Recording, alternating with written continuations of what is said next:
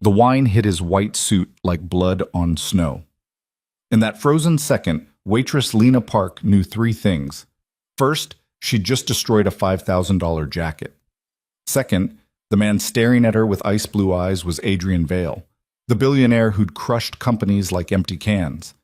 Third, she was about to lose the only job keeping her dying mother alive. But when his lips curved into something cold and curious, when his voice cut through the silent ballroom like a blade, "Careless, aren't we?" Lena did the one thing no one ever dared. She looked him dead in the eye and answered back. If you want to see how a single moment of defiance can change everything, stay until the end. And don't forget to smash that like button and comment your city below, so I can see how far Lena's story reaches across the world. What? The Nouveau Grand Hotel had never seen a charity gala quite like this one. Crystalline chandeliers dripped light across marble floors so polished they reflected the designer gowns and tailored tuxedos of Manhattan's elite. The ballroom hummed with restrained laughter, the soft clink of champagne flutes, and conversations that traded in millions like pocket change. Outside, November rain hammered against floor-to-ceiling windows, but inside everything glittered with the kind of warmth only money could buy. Lena Park moved through it all like a ghost. Her black waitress uniform was regulation perfect, her dark hair pulled into a tight bun that made her temples ache. She'd been on her feet for 6 hours, carrying trays of hors d'oeuvres to people who barely glanced at her, refilling wine glasses for women dripping in diamonds who looked through her like she was furniture. Her lower back screamed. Her fingers had gone numb from gripping heavy platters. But she smiled, that practiced invisible smile that service workers perfected and kept moving. Because she needed this job, desperately. "Table 7 needs more champagne," barked Marcus, the head waiter, as he swept past her with a tray of caviar blinis. "And for God's sake, Lena, smile like you mean it. These people can smell desperation." She bit back a retort and grabbed a fresh bottle of Dom Perignon from the service station. Table 7. That was the VIP section, roped off with velvet cords, where the real power brokers held court. She'd been avoiding it all night, but orders were orders. Lena wound through the crowd, expertly dodging a socialite's expansive gesture and sidestepping a waiter carrying a towering croquembouche. She was 3 steps from table 7 when she saw him. Adrian Vale. Even seated, he commanded the space around him like gravity had bent in his favor. Mid-30s maybe, with the kind of sharp, angular features that belonged on Roman coins. Dark hair swept back from a face that managed to be both brutally handsome and coldly aristocratic. His suit was custom, white, which was either bold or arrogant, probably both, and it fit him like a second skin. He sat with one arm draped casually over the back of his chair, listening to an older man in a navy tuxedo with the bored patience of someone who'd heard it all before. But it was his eyes that stopped her. Ice blue. Calculating. The kind of eyes that saw everything and forgave nothing. Lena had read about Adrian Vale in the papers. Everyone had. At 34, he'd built Vale Industries into a tech and real estate empire worth billions. He bought failing companies, gutted them, and rebuilt them into profit machines. He dated supermodels and European royalty, though never for long. He gave generously to charity, always with photographers present. He was ruthless, brilliant, and utterly untouchable. And she was about to serve him champagne with hands that hadn't stopped shaking since her mother's latest hospital bill arrived. "Excuse me," she murmured, approaching the table with the bottle angled professionally. "May I—" "Finally," snapped a woman in a gold dress that probably cost more than Lena's yearly rent. "We've been waiting forever." Lena's smile didn't falter. "My apologies, ma'am." She moved around the table, refilling glasses with practiced efficiency. The older man in navy, Senator Harrison, she realized with a jolt, was holding forth about infrastructure bills. A younger couple murmured about their ski chalet in Aspen. Adrian said nothing, but she felt his gaze track her movement like a laser sight. She was reaching across to fill the senator's glass when it happened. The woman in gold gestured dramatically, her arm sweeping out just as Lena leaned forward. The champagne bottle tilted. Lena's fingers, numb and clumsy from exhaustion, lost their grip for just a fraction of a second. The bottle tipped. Red wine, not champagne. She'd grabbed the wrong bottle in her distraction. Oh God, arced through the air in terrible slow motion. and splashed directly across Adrian Vale's pristine white jacket. The table went silent. The conversations around them died like someone had flipped a switch. Lena stood frozen, the empty bottle still clutched in her hand, watching crimson liquid spread across white fabric like a mortal wound. Her heart stopped. Her lungs stopped. Everything stopped. Adrian looked down at his ruined suit, then up at her. His eyes were the color of a frozen lake, and just as warm. "Well," he said softly, his voice carrying in the sudden silence, "that's unfortunate." I'm so sorry," Lena stammered, grabbing napkins with trembling hands. It was an accident. Careless, aren't we?" The words were quiet, almost conversational, but they cut like a blade. Around the table, she saw expressions ranging from shock to barely concealed glee. The woman in gold had her hand pressed to her mouth, eyes wide. Senator Harrison had gone very still. "I said I was sorry," Lena repeated, her voice stronger now, despite the panic rising in her throat. She dabbed uselessly at his jacket, knowing it was ruined, knowing this would cost her everything. "Sorry." Adrian caught her wrist, stopping her frantic movements. His grip was firm but not painful. Up close, she could see faint lines at the corners of his eyes, a small scar on his left cheekbone. "Do you have any idea what this suit cost?" Her fear crystallized into something harder, something that tasted like every condescending word she'd swallowed tonight, every dismissive glance, every casual cruelty from people who thought their money made them better. "Do you have any idea what my time costs?" she shot back, jerking her hand free. "I just apologized. Twice. What more do you want? Blood?" The table gasped. Senator Harrison's eyes went wide. The woman in gold looked like she might faint. Even the servers who'd been hovering nearby took an involuntary step back. No one talked to Adrian Vale like that. No one. But Lena was beyond caring. She was exhausted, terrified, and so tired of being invisible. If she was getting fired anyway, and she absolutely was, she might as well go out honestly. "You're all the same," she continued, her voice shaking but clear. "Sitting here in your designer clothes, drinking champagne that costs more than most people make in a month, acting like the rest of us exist just to serve you. Well, I'm sorry I spilled wine on your precious suit. I'm sorry I dared to exist in your space. I'm sorry I'm not invisible enough for you." She slapped the napkins down on the table. "But I'm not sorry I told you the truth." The silence that followed was absolute. Adrian stood slowly unfolding from his chair with the dangerous grace of a predator. He was tall, easily 6'2", and the wine-stained jacket somehow made him more imposing, not less. He took one step toward her, then another. Lena held her ground even as her survival instinct screamed at her to run. He stopped inches away, so close she could smell his cologne, something dark and expensive, cedar and smoke. His eyes searched her face with an intensity that made her skin prickle. "What's your name?" he asked quietly. "Lena." She lifted her chin. "Lena Park. Are you going to have me arrested, Mr. Vale? Or just fired?" Something flickered across his face. Surprise, maybe, or amusement. It was gone too quickly to name. "Neither," he said. Then, to her complete shock, he smiled, a small, cold curve of lips that didn't reach his eyes. "Not yet, anyway." He turned to Marcus, who'd appeared at the edge of the crowd, looking pale and panicked. "Your waitress," Adrian said, gesturing to Lena without looking at her, "has remarkable spirit. See that she's not punished for this accident." Marcus swallowed hard. "Of course, Mr. Vale, absolutely. And send the dry cleaning bill to my office." Adrian plucked a business card from his wallet. Even that was elegant, soft leather that probably cost more than Lena's shoes, and handed it to Marcus. Along with her full employment record. Lena's stomach dropped. "What?" But Adrian was already walking away, his ruined jacket drawing stares and whispers as he cut through the crowd toward the exit. People parted for him like the Red Sea, their expressions ranging from shock to fascination. He paused at the ballroom entrance, glancing back over his shoulder. For just a moment, his ice-blue eyes found hers across the room. Then he was gone. "What the hell did you just do?" Marcus hissed, grabbing her arm. "Do you have any idea? I know." Lena pulled free, her hand shaking so badly she had to clasp them together. "I know exactly what I did." She'd just committed career suicide in front of Manhattan's most powerful man. And the terrifying part was, she wasn't sure she regretted it. 3 days later, Lena sat in the waiting room of St. Catherine's Hospital, staring at a bill that might as well have been written in blood. $47,000.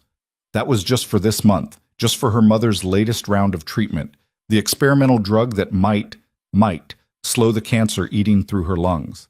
Insurance covered barely a third.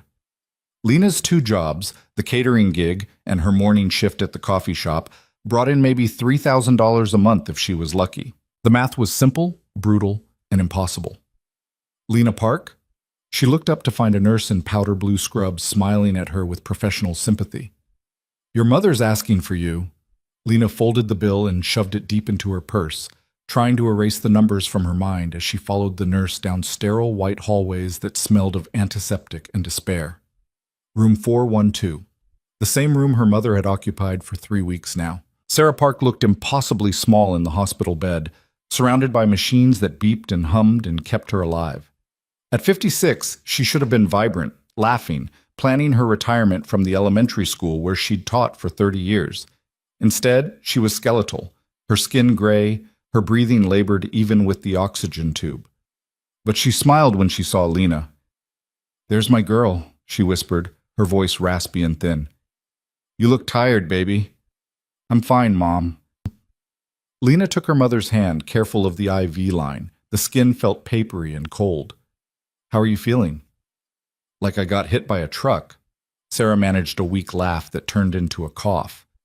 But the doctors say the new treatment's showing promise. Lena smiled and nodded, even though the doctors had told her privately that showing promise meant they'd bought maybe 6 more months. Maybe. They talked about nothing important. The terrible hospital food, the nice orderly who snuck Sarah extra pudding cups, the flowers Lena's aunt had sent. Normal things. Safe things. Anything but the truth that hung between them like smoke. When Sarah finally drifted into an exhausted sleep, Lena kissed her forehead and slipped out. She made it all the way to the parking lot before the tears came. She sat in her beat-up Honda Civic, the one that made alarming noises every time she started it, and let herself break down for exactly 5 minutes. That was all she could afford. Then she wiped her eyes, checked her makeup in the rearview mirror, and drove to her coffee shop shift with the hospital bill burning a hole in her consciousness. The law firm of Whitmore and Associates had offices in a building so aggressively modern it looked like it had been designed by someone who'd watched too much sci-fi. All glass and steel and sharp angles that caught the afternoon sun like knives. Lena stood on the sidewalk outside, staring at the letter in her hand for the 3rd time. Dear Ms. Park, our client requests your presence for a meeting regarding a private matter. Please present yourself at the above address at 2 p.m. on Friday, November 15th. This is a matter of some urgency. Regards, James Whitmore, Esquire. No explanation, no details, just a command dressed up as a request. She'd almost thrown it away, assuming it was some kind of elaborate prank. But the letterhead was real. She'd looked up the firm online, and Whitmore and Associates represented exactly the kind of clients who had addresses in the Hamptons and art collections worth more than small countries. And something about the letter's cold formality reminded her of ice blue eyes. You're being paranoid, she muttered to herself as she pushed through the revolving doors. The lobby was all marble and minimalism, the kind of space designed to make ordinary people feel small. Lena gave her name to the receptionist, a sleek woman in a designer suit who looked her over with barely concealed disdain and was directed to the elevators. 43rd floor. The elevator was mirrored, showing her multiple reflections in her best work outfit, a navy blazer she'd bought at a thrift store and black slacks that were almost professional if you didn't look too close. She looked tired, she realized. Shadows under her eyes, worry lines deepening at the corners of her mouth. She looked like what she was, someone drowning and trying to pretend she could swim. The elevator doors opened onto a reception area that screamed money in hushed tones. More marble. Abstract art that was probably worth a fortune. A view of Manhattan that made the city look like a toy. Miss Park. A man in his 60s, silver-haired and impeccably suited, extended his hand. James Whitmore. Thank you for coming. I'm not sure why I'm here, Lena said, shaking his hand and trying to project more confidence than she felt. Of course. Please. Follow me. He led her down a corridor lined with offices where lawyers hunched over documents and spoke in low, urgent voices.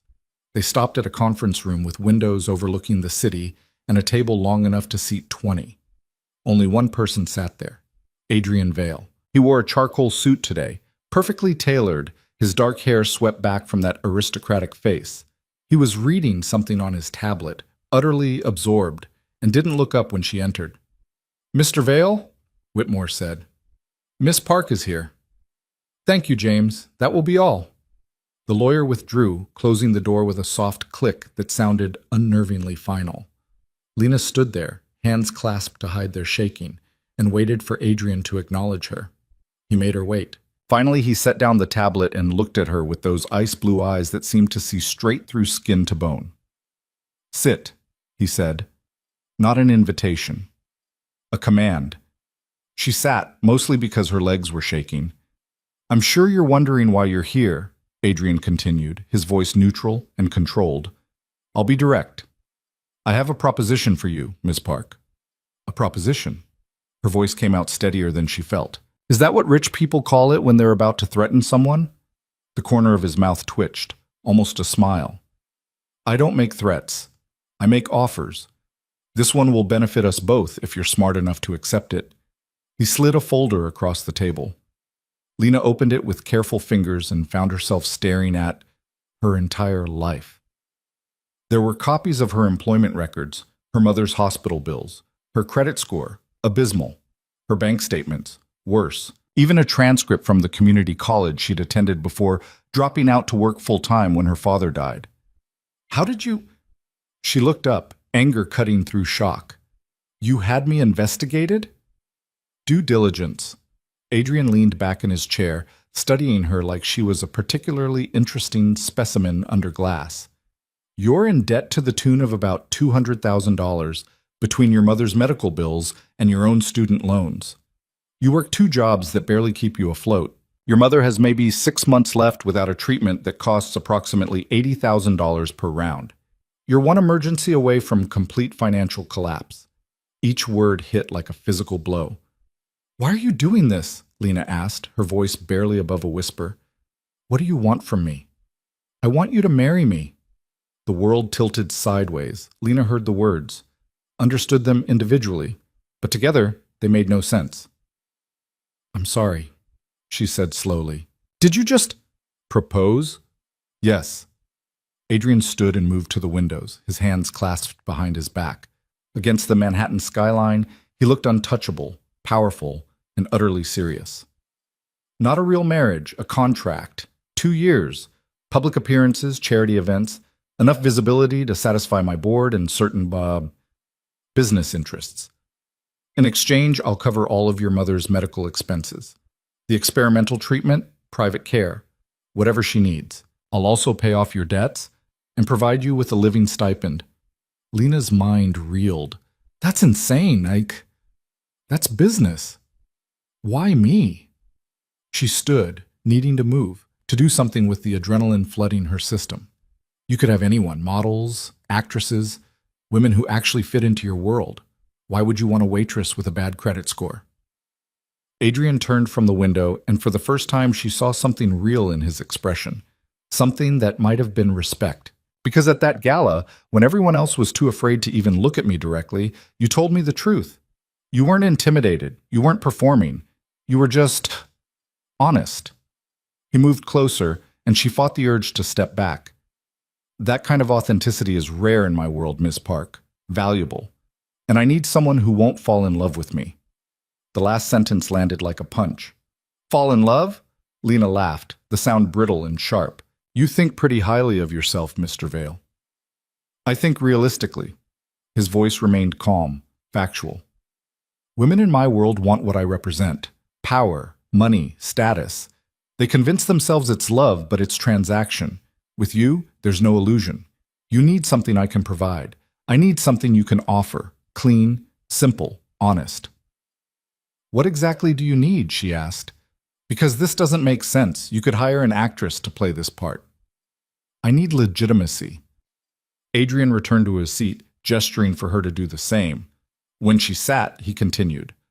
I'm in the process of acquiring a family-owned manufacturing company, Anderson Industrial. The founder, Robert Anderson, is old-fashioned. He believes in legacy, family values, stability. He won't sell to someone he views as a playboy bachelor with no roots. But a married man, someone settled and committed, that's a different story. So I'm a prop in your business deal. You're a solution to a problem. He slid another document across the table. This is the contract. Read it carefully. 2 years of public marriage. You'll live in my penthouse, attend events on my arm, and maintain the appearance of a devoted wife. In private, you'll have your own space, your own life. No expectations beyond the public facade. Lena picked up the contract. It was thick, dense with legal language, but certain phrases jumped out. Full medical coverage for Sarah Park, including experimental treatments. Debt elimination in the amount of $215,000. Monthly stipend of $10,000 for the duration of the contract. Upon completion of the 2-year term, a lump sum payment of $500,000. Her hands shook as she read the numbers. This was more than salvation. This was a complete life reset. Her mother could get the treatment she needed. Lena could pay off every debt, start over, maybe even go back to school. Walk out that door, and we never speak walk out that door, and we never speak again. But your mother's medical bills will continue. The collection agencies will keep calling, and in 6 months, maybe less, you'll be making very different decisions. It wasn't a threat.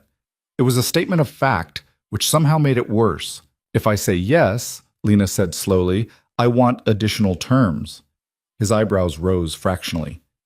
Go on. My mother can never know the truth. As far as she's concerned, this is real. I won't have her last months tainted by the knowledge that I sold myself to pay her bills. Agreed. And I want it in writing that you won't interfere with my life beyond what's required for appearances. No controlling what I read, where I go when I'm not on display, who I talk to. Within reason, Adrian said, you can't be photographed drunk at a club or caught in compromising positions. My reputation, our reputation, must remain pristine. I don't drink much, and I don't have time for compromising positions. Lena met his eyes. Anything else? One more thing. Adrian's voice dropped, became something harder. No falling in love with me, Ms. Park. I'm not capable of returning it, and I won't pretend otherwise. This is a business arrangement, nothing more. The arrogance should have been infuriating. Instead, Lena found it almost refreshing in its honesty. Trust me, Mr. Vale, she said. That won't be a problem. They sat in silence, the contract between them, the city sprawling below. Lena thought of her mother's gray face, the beeping machines, the bills that never stopped coming. She thought of her empty bank account, her uncertain future, all the dreams she'd buried to survive. This wasn't how she'd imagined her life. But then again, nothing had been. I need time to think, she said. You have 24 hours. Adrian stood, signaling the meeting's end. After that, the offer expires. She gathered the contract in her purse, moving toward the door on legs that felt disconnected from her body. Ms. Park. She turned back.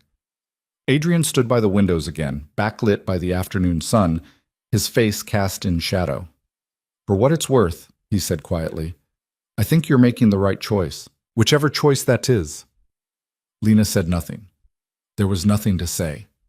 She left the conference room, rode the elevator down in silence, and stepped out into a New York afternoon that looked exactly the same as when she'd entered. But she felt different, changed. She had the contract in her purse and a choice burning in her chest. 24 hours to decide if she would sell her freedom for her mother's life. If that was even really a choice at all. In a way they hadn't in months. Tell me in a way they hadn't in months. Tell me everything. So Lena invented a meet cute that had nothing to do with spilled wine and everything to do with chance encounters and instant connection. She talked about Adrian's intelligence, his intensity, the way he looked at her like she mattered. Some of it wasn't even a lie.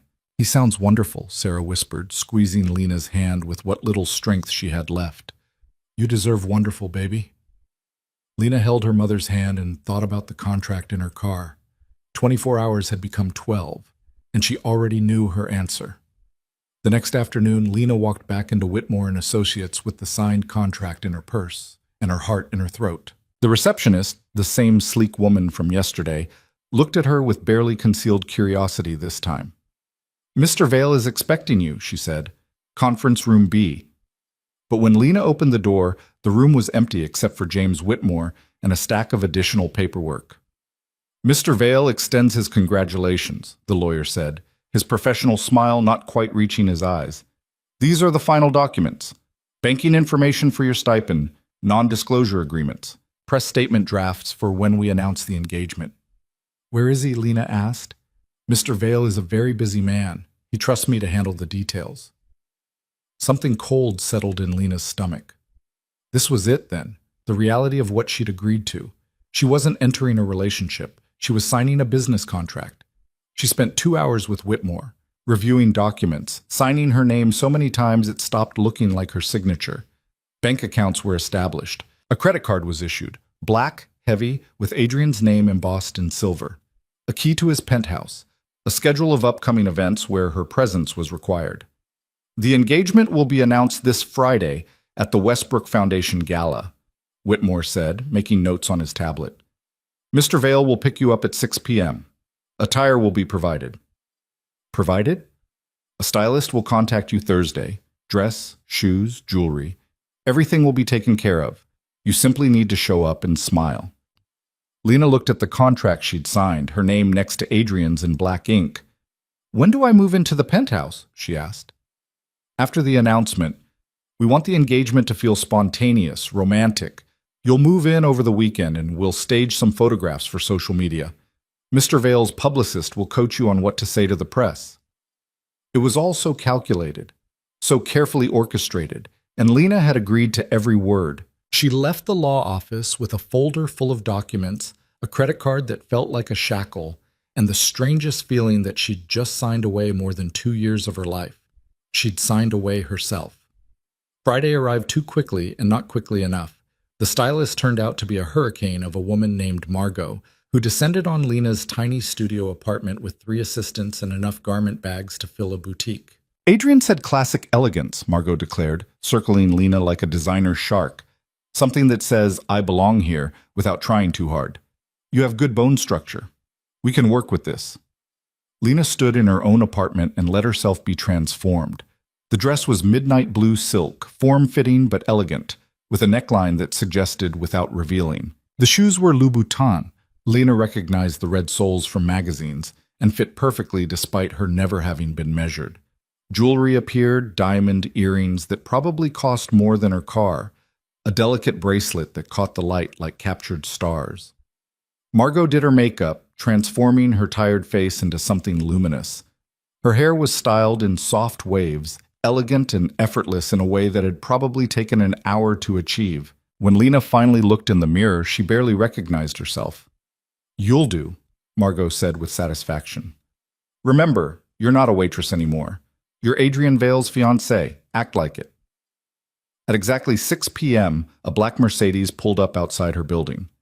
Lena took a breath, grabbed the small clutch Margot had provided, and stepped out of her apartment into a role she'd never auditioned for. The driver was professional and silent, holding the door for her without comment. As they pulled into Manhattan traffic, Lena caught sight of herself in the window's reflection. She looked like she belonged in this car, in this dress. She looked like someone else entirely. The Westbrook Foundation Gala made the charity event where she'd met Adrian look modest by comparison. This was old money, serious money, the kind of wealth that didn't need to announce itself because everyone already knew. Adrian was waiting at the entrance, devastating in a black tuxedo that had definitely been made for his body specifically. When he saw her step out of the car, something flickered across his face. Approval, maybe, or surprise. "Ms. Park," he said, offering his arm, "you look exceptional." "Margot's work," Lena replied, taking his arm because the cameras were already flashing, photographers capturing their every move. "Margot enhanced," Adrian corrected quietly as they climbed the steps. "She didn't create." It was the closest thing to a compliment she'd gotten from him. The ballroom was even more opulent than she remembered. Ice sculptures, orchestras, champagne towers that defied physics, and everywhere people who moved through wealth like it was air. Adrian kept her close, his hand at the small of her back, guiding her through the crowd. People approached constantly. business associates, society matrons, politicians angling for donations. Adrian introduced her each time with the same easy charm. "This is Lena Park, my fiancée." The words should have sounded false, rehearsed, but Adrian delivered them with such casual certainty that people believed without question. "How wonderful," that gushed a woman in emeralds and too much perfume. "How did you two meet?" Lena opened her mouth, but Adrian was faster. "She spilled wine on me," he said, his eyes meeting hers with something that might have been humor. "It was the most honest thing anyone had done to me in years." The crowd laughed, charmed by the self-deprecation. And Lena realized Adrian Vale was a better actor than she'd given him credit for. They danced, a slow waltz that Adrian led with unconscious grace. His hand was warm against her back, his body close enough that she could feel the expensive fabric of his tuxedo, smell his cologne. "You're doing well," he murmured against her ear. "Natural, believable." "Is that a compliment or a performance review?" she asked. "Can't it be both?" The song ended, but Adrian didn't release her immediately. For a moment they stood there on the dance floor, other couples swirling around them, and something passed between them. Understanding, maybe, or acknowledgement of the strange pact they'd entered. Then someone called Adrian's name, and the moment shattered. Robert Anderson turned out to be exactly as Adrian had described, 70-something, silver-haired, with the kind of folksy charm that came from genuinely believing in American dream narratives. He pumped Adrian's hand enthusiastically and beamed at Lena. "So this is the young lady who finally tamed the great Adrian Vale," he chuckled. "My wife and I were beginning to think he'd never settle down." "Lena has a way of surprising me," Adrian said smoothly. "I find I rather enjoy it." They talked business disguised as small talk. Anderson mentioned the company's sale, his concerns about legacy, his hope that whoever bought Anderson Industrial would honor his father's vision. Adrian reassured with the skill of someone who'd perfected the art of saying everything while committing to nothing. But it was working. Lena could see it in Anderson's eyes, the way he relaxed, smiled more easily. The engagement made Adrian safe, trustworthy, human. Later, when Anderson had moved on to corner a senator, Adrian pulled Lena aside to a quiet balcony overlooking the city. "That went well," he said, loosening his tie fractionally. "He's interested. The deal should close within the month." "Happy to help," Lena said, leaning against the railing and looking out at Manhattan's glittering sprawl. They stood in silence for a moment, the party humming behind them, the city stretching endlessly ahead. "Your mother," Adrian said suddenly. "The first treatment is scheduled for Monday. Dr. Reeves is the best in the country. He'll take good care of her." Lena turned to him, surprise and something dangerously close to gratitude welling up. "Thank you." "It's in the contract," he said, but his voice had softened fractionally. "Still, thank you." Adrian looked at her then, really looked at her with those ice-blue eyes that seemed to cut through every pretense. "You're welcome," he said quietly. And for just a moment, Lena forgot this was all performance. For just a moment, it felt almost real. The penthouse occupied the entire 58th floor of the Celestia Tower, and stepping into it felt like entering a different dimension entirely. Lena stood in the foyer, because it was too grand to call an entryway, and tried not to gape. Floor-to-ceiling windows wrapped around three sides, offering a view of Manhattan that made the city look like a circuit board of light and shadow. The floors were polished marble, the furniture all clean lines and expensive fabrics. Original artwork hung on walls painted in shades of cream and charcoal. Everything was perfect, curated, and utterly impersonal. "Your rooms are this way," Adrian said, already moving down a hallway that seemed to stretch forever. His voice echoed slightly in the cavernous space. Lena followed with her single suitcase. Everything she owned fit into one bag, feeling like an intruder in a museum. She passed a living room larger than her entire apartment, a kitchen that looked like it had never been used, and a dining room with a table that could seat 12. Adrian stopped at a door near the end of the hall. "This is yours," he said, pushing it open. "Bedroom, bathroom, sitting area. There's a closet that Margot's already stocked with appropriate clothing. My rooms are on the opposite end. We share the common spaces, but otherwise you have complete privacy." The suite was bigger than her mother's hospital room and her apartment combined. The bed was enormous, covered in white linens that probably had a thread count higher than her credit score used to be. French doors opened onto a private balcony. The bathroom featured a soaking tub that could fit 3 people and a shower with more settings than her car had. It's... Lena searched for words that wouldn't sound ridiculous. It's very nice.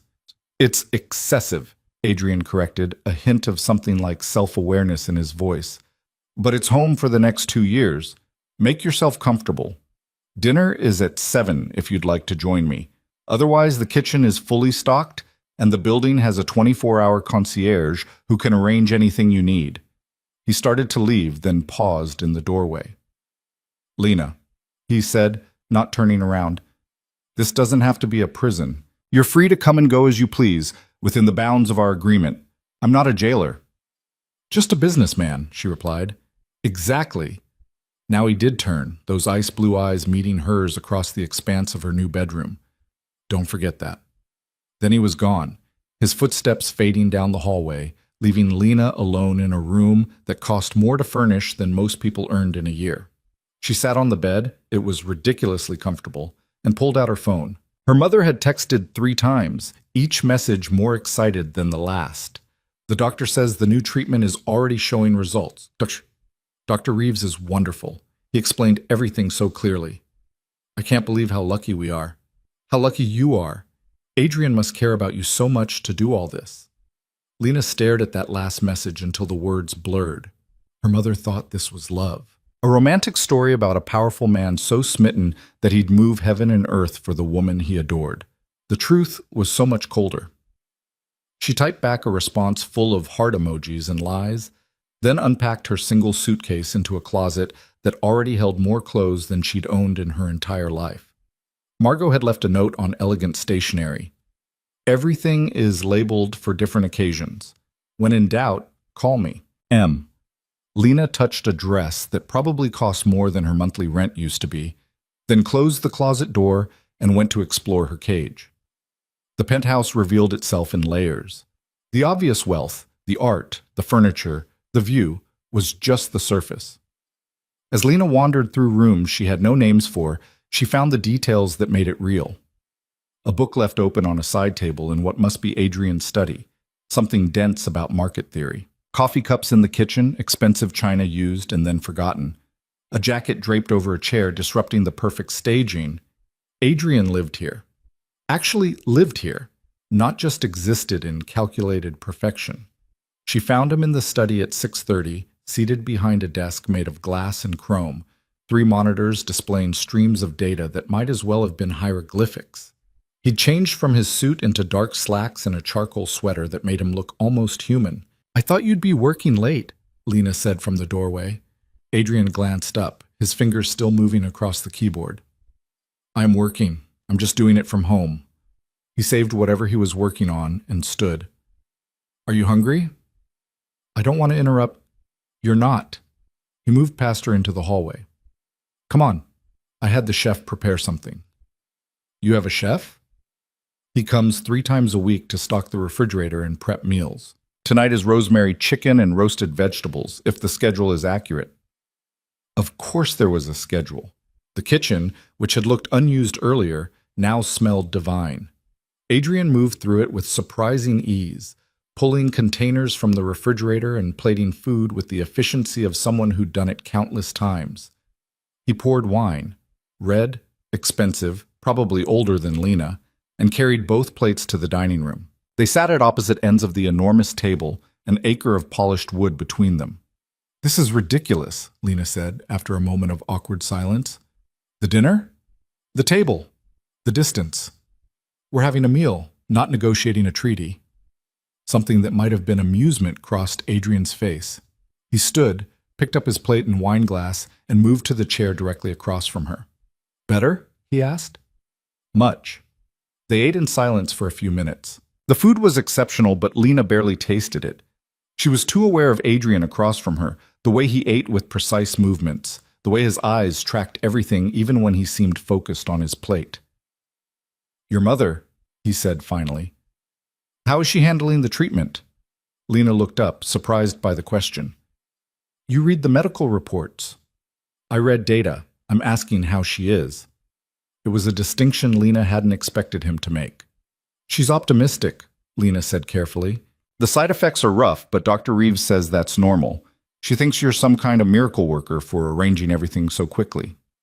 Money accelerates things, Adrian sipped his wine. It doesn't create miracles.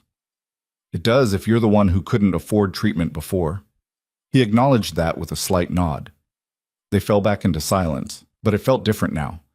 Less awkward. Almost comfortable. Can I ask you something? Lena said. You can ask. I may not answer. Why did you really choose me? And don't give me the line about authenticity. There are plenty of honest people who would have jumped at this opportunity. Adrian set down his fork and leaned back in his chair, studying her with that unsettling intensity. You want the truth? He asked. I wouldn't have asked otherwise. Fine. You're right. There are other people who could have played this role, but they would have seen it as an opportunity to climb, to leverage proximity to power into something permanent. You're different. You signed that contract not because you want my world, but because you need to save someone you love. That desperation, that clarity of purpose, it makes you trustworthy. You'll honor the agreement because you have something real to lose. It should have felt insulting being reduced to her desperation. But Adrian delivered it as pure observation, without judgment or malice. So I'm trustworthy because I'm trapped, Lena said. You're trustworthy because you're honest about being trapped. Adrian picked up his wine glass again. Most people in cages pretend they're free. You don't waste energy on that delusion. That's a depressing worldview. It's a realistic one. Lena thought about that as she finished her meal. Adrian Vale lived in a penthouse in the sky, surrounded by wealth most people couldn't imagine, and he saw the world as a series of cages and transactions. No wonder he wanted a marriage without love. Love required vulnerability, and vulnerability was just another cage. What about you? She asked. What's your cage? Adrian's expression didn't change, but something in his eyes went cold. Careful, Lena, he said softly. We have an agreement, not a friendship. Don't confuse access with intimacy. The words were a wall, perfectly constructed and impossible to scale. Noted, Lena said, matching his cool tone. My mistake. She stood, picking up her plate. Leave it, Adrian said. Housekeeping will take care of it in the morning. I'm capable of washing a dish. I know you are, but that's not your role here. Lena set the plate down harder than necessary. Then what is my role? When we're not performing for cameras, what am I supposed to do? Sit in my room and wait for the next event? You're supposed to live your life, Adrian said, standing as well. Read, watch television, go out with friends if you have them. I don't care, as long as you're available when needed and you don't embarrass us publicly. How generous. It's in the contract you signed. They stared at each other across the dinner table, tension crackling in the space between them. Lena wanted to throw something, to break through that infuriating calm, but Adrian just looked at her like she was a mildly interesting problem he'd already solved. I'm going to bed, Lena said finally. Thank you for dinner. She walked out before he could respond, her footsteps echoing through the cavernous penthouse, and locked herself in her beautiful, expensive cage. The first week passed in a blur of adjustment and unreality. Lena visited her mother every morning, watching Sarah grow stronger day by day. The experimental treatment was working. Dr. Reeves was cautiously optimistic, which in medical speak meant miraculous. The gray pallor was fading from her mother's skin. She could sit up without exhausting herself. She talked about maybe, possibly, going home for Christmas. Tell me more about Adrian, Sarah said on Tuesday, her eyes bright with curiosity and medication. What's it like living with him? Lena described the penthouse, carefully editing out the emotional distance and separate wings. She talked about the view and the art, the way Adrian worked late into the night, the quiet dinners where they traded small observations about nothing important. She made it sound like romance instead of reality. He sounds intense, Sarah said, but you were always drawn to intensity. Even as a little girl, you wanted the truth of things, not the pretty version. Lena thought about Adrian's cold assessment of cages and honesty. Yeah, she said. I guess I did. In the afternoons, she explored the city with a freedom she'd never had before. The black credit card in her wallet, Adrian's name embossed in silver, felt like a test she was determined not to fail. She didn't buy anything expensive, didn't indulge in the kind of shopping sprees the real fiancé of a billionaire might enjoy. Instead, she went to museums, walked through Central Park, sat in coffee shops, and read books she'd never had time for before. She was living in a fairy tale, but she refused to become a different person just because the setting had changed. Adrian noticed. "You haven't used the card," he said Thursday night over another precisely plated dinner. "I don't need anything." "That's not the point. You're supposed to look the part. The press is already commenting on how understated you are. It's reading as either admirable modesty or inability to adapt to wealth." "And which would you prefer?" Lena asked, irritation sharpening her voice. "I'd prefer you be comfortable enough to buy a pair of shoes without treating it like a moral crisis." "These are fine shoes." Adrian glanced at her feet. She was wearing the flats she'd owned for 2 years, comfortable and worn and completely inappropriate for a billionaire's fiancé. "They're terrible shoes," he said. "Margot will take you shopping tomorrow." "I don't want it." "It's not a request.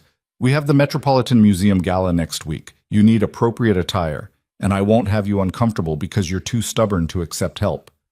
"This isn't help," Lena shot back. "This is you controlling the narrative." "Yes," Adrian agreed simply. "That's exactly what it is. That's what you agreed to." He was right, which made it worse. Lena went shopping with Margot the next day and returned to the penthouse with bags full of clothes she'd never have chosen for herself, but had to admit looked good. Designer labels, perfect tailoring, the kind of wardrobe that telegraphed wealth without screaming it. She hung everything in her closet and felt like she was burying her old self piece by piece. The Metropolitan Museum Gala was everything the previous events had been, magnified and refined to an almost unbearable polish. Manhattan's elite gathered beneath soaring ceilings and priceless art, champagne flowing, jewels glittering, conversations worth millions happening in hushed tones. Lena wore a gown the color of aged champagne, her hair swept up, diamonds at her throat and wrists. She looked like she belonged, even if she felt like an imposter. Adrian was devastating in black tie, his hand at her back as he guided her through the crowd with practiced ease. They'd perfected their performance over the past week. The casual touches, the private smiles, the way they moved together like they'd been doing it for years instead of days. "You're getting good at this," Adrian murmured as they paused near a sculpture of doubtful artistic merit. "So are you," Lena replied. "Almost makes me wonder if this is all an act." His hand tightened fractionally at her waist. "It is. Don't forget that." But there were moments when the line blurred. When Adrian laughed at something she said, a real laugh that reached his eyes and made him look younger, almost carefree. When they danced and his hand traced slow circles against her back, his body warm against hers in a way that had nothing to do with performance. When he looked at her across the room and something passed between them that felt dangerous and real. "Adrian, darling," the voice cut through the moment like a blade. Lena turned to see a woman approaching, and the word stunning didn't begin to cover it. She was tall, model-thin, with platinum hair swept into an elegant chignon and a dress that probably cost more than a car. Her smile was perfect, her teeth too white, her eyes sharp as glass. "Vanessa," Adrian said, his voice noticeably cooler. "I didn't know you were back in the city. Just flew in from Paris yesterday." Vanessa's gaze slid to Lena with the kind of assessment women gave to rivals. "And you must be the famous Lena Park, the waitress who caught a billionaire." The word waitress landed like a slap, perfectly delivered with a smile that made it impossible to call out. "Former waitress," Lena said, matching Vanessa's smile with one of her own. "Now I'm just a woman who knows how to hold a tray and a conversation. It's a versatile skill set." Adrian's hand pressed against her back. Approval or warning, Lena couldn't tell. Vanessa laughed, the sound crystalline and cold. How refreshing! Adrian always did appreciate directness. She turned to Adrian, her hand touching his arm with casual familiarity. "We should have lunch soon. Catch up properly. I have some thoughts about the Anderson acquisition." "I'll have my assistant set something up," Adrian said, which was clearly code for no. But Vanessa didn't seem to care. She air-kissed Adrian's cheek, nodded at Lena with a smile that didn't reach her eyes, and glided away in a cloud of expensive perfume. "Old friend?" Lena asked. "Former associate," Adrian said. "Her father runs Rothschild Financial. We've worked together on several deals. And she wanted to work on you." Adrian glanced down at her, surprise flickering across his face. "Perceptive," Not really. She looked at me like I'd stolen something that belonged to her. Lena watched Vanessa disappear into the crowd. Should I be worried? No. Adrian's voice was flat, certain. Vanessa sees relationships as networking opportunities. When I made it clear I wasn't interested in mixing business with personal entanglements, she moved on to more receptive targets. But she's back now, and now I'm engaged to you. Adrian guided her toward the dance floor as the orchestra began a new waltz. Which makes me unavailable, and therefore more interesting. Ignore her. But Lena couldn't quite shake the feeling that Vanessa Rothschild wasn't the ignoring type. They danced, and for a while Lena forgot about calculating socialites and contracts and the elaborate performance they were staging. Adrian was a skilled partner, confident and smooth, and when he pulled her closer during a turn, his body solid against hers, she felt her breath catch. Careful, he murmured against her ear. People are watching. Then let's give them something to watch, Lena said, and rose on her toes to kiss his cheek.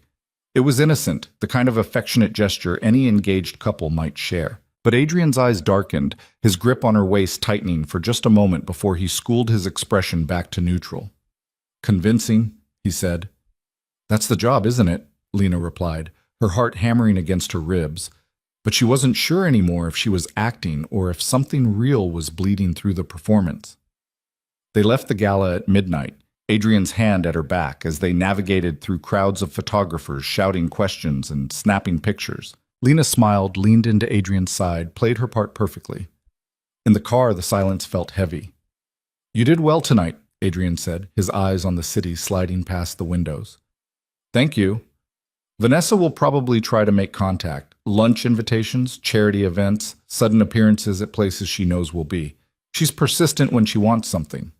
And what does she want? Lena asked. Adrian turned to look at her, his face half in shadow from the passing streetlights. To prove that what we have isn't real. That you're temporary, and she's inevitable. Is she wrong? The question hung between them, dangerous and too honest. The first part, no, Adrian said finally. The second part, yes. Vanessa will never be anything to me except a business associate. But you... He paused, seeming to choose his words carefully. You're here because we both chose this arrangement. That makes you real, regardless of the circumstances. It wasn't a declaration of love. It wasn't even particularly warm. But coming from Adrian Vale, it felt like something significant. Good to know I'm real, Lena said, trying to lighten the moment. Adrian's lips curved into something that might have been a smile. Don't let it go to your head. They rode the rest of the way in companionable silence, and when they reached the penthouse, Adrian walked her to her door like they were on a real date, instead of returning from a staged performance. Good night, Lena, he said. Good night, Adrian. She closed the door and leaned against it, her heart still racing from a dance that had ended an hour ago. This was supposed to be simple. A transaction. 2 years of performance in exchange for her mother's life. But somewhere between the contracts and the cameras, something was shifting. And Lena wasn't sure if that terrified her or thrilled her. The next morning, Lena found Adrian in the kitchen making coffee with the focused intensity he brought to everything. He was barefoot, wearing pajama pants and a t-shirt, his hair still mussed from sleep. It was the most human she'd ever seen him. Morning, she said, surprised to find him still home at 9 a.m. Morning. He poured a second cup without asking and handed it to her. I thought we could talk. That sounded ominous. They sat at the kitchen island, much less ridiculous than the dining room table, and Adrian pulled out his tablet. The engagement announcement has generated significant media coverage, he said, swiping through what looked like news articles. Most of it positive. The narrative is playing well. Powerful billionaire meets ordinary woman, falls in love, changes his playboy ways. Robert Anderson sent a personal note congratulating us. The acquisition is moving forward ahead of schedule. So the performance is working, Lena said, better than anticipated. Adrian set down the tablet, which means we need to maintain momentum. There's a weekend retreat in the Hamptons next month, business associates, potential investors, their spouses. We'll need to attend together. A whole weekend of pretending to be madly in love sounds exhausting. It's necessary. Adrian sipped his coffee, watching her over the rim. But I want to make sure you're comfortable with the arrangement. If the scrutiny is too much, if you need adjustments to the schedule, I'm fine, Lena interrupted. I signed up for this. I'll handle it. Will you? Adrian set down his cup. Because last night, when Vanessa made that comment about you being a waitress, you looked ready to throw your champagne in her face. I considered it, Lena admitted, but that would have been bad for the brand. It would have been spectacular for the brand. Tabloids would have eaten it up. Adrian's expression was unreadable. But it would have cost you. People would have called you temperamental, unstable, unfit for my world. The narrative would have shifted from Cinderella story to gold digger drama. I know how this works, Lena said. You get to be ruthless and brilliant. I get to be gracious and grateful. Double standards are nothing new. No, Adrian agreed, but that doesn't make them fair. The acknowledgement surprised her. Adrian had never pretended their arrangement was equal, had never suggested the rules applied to both of them the same way. Why do you care? Lena asked. As long as I play my part convincingly, why does it matter if it's fair? Adrian was quiet for a long moment, his fingers tracing patterns on the marble countertop. Because I'm starting to realize, he said slowly, that I don't particularly like what this arrangement says about me, or the world we're performing for. Lena stared at him. That sounds dangerously close to developing a conscience, Mr. Vale. Don't be ridiculous. But his lips curved into something that might have been a real smile. I'm simply acknowledging reality. You're not what I expected, Lena Park. And that's inconvenient. Inconvenient how? It would be easier if you were exactly what the contract suggested, a transaction, a means to an end. But you're not. Adrian met her eyes, and for once there was no ice in his gaze, just something raw and almost human. You're complicated, and I don't do complicated. Lena's heart was hammering, but she kept her voice steady. Then maybe you should have hired an actress after all. Maybe I should have, Adrian agreed. He stood, taking his coffee cup to the sink. But it's too late now. We're committed to this performance. Might as well make it convincing. He left the kitchen, and Lena sat alone with her coffee and the uncomfortable realization that Adrian Vale was right.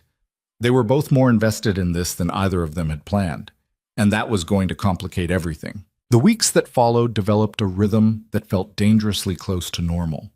Lena spent her mornings with her mother, who grew stronger with each passing day. The experimental treatment was working beyond anyone's expectations, and Sarah Park was starting to talk about the future again, about seeing Lena married, about maybe traveling once she was well enough, about all the things she'd thought she'd never live to experience. The lies Lena told felt heavier with each visit, but the light in her mother's eyes made them worth it. Afternoons were her own. She'd taken Adrian at his word about living her life, and she'd started volunteering at a community center in Brooklyn, helping kids with homework and application essays. It was as far from Adrian's world as she could get, and she needed that distance to remember who she was beneath the designer clothes and borrowed diamonds. Evenings belonged to the performance. Charity dinners, gallery openings, business functions where Adrian introduced her as his fiancée, and she smiled until her face ached. They'd gotten frighteningly good at it. The casual touches and private glances, the way they moved together like they'd been doing it for years instead of weeks. And late at night, back at the penthouse, they'd started having dinner together. Not because they had to, but because somewhere along the way, it had become habit. Tell me about the community center, Adrian said one Thursday evening, pouring wine with the ease of someone who'd long since stopped thinking about the cost. Lena looked up from her pasta, surprised. He rarely asked about her afternoons, maintaining the careful distance their contract required. There's not much to tell, she said. I help kids with their homework. College applications.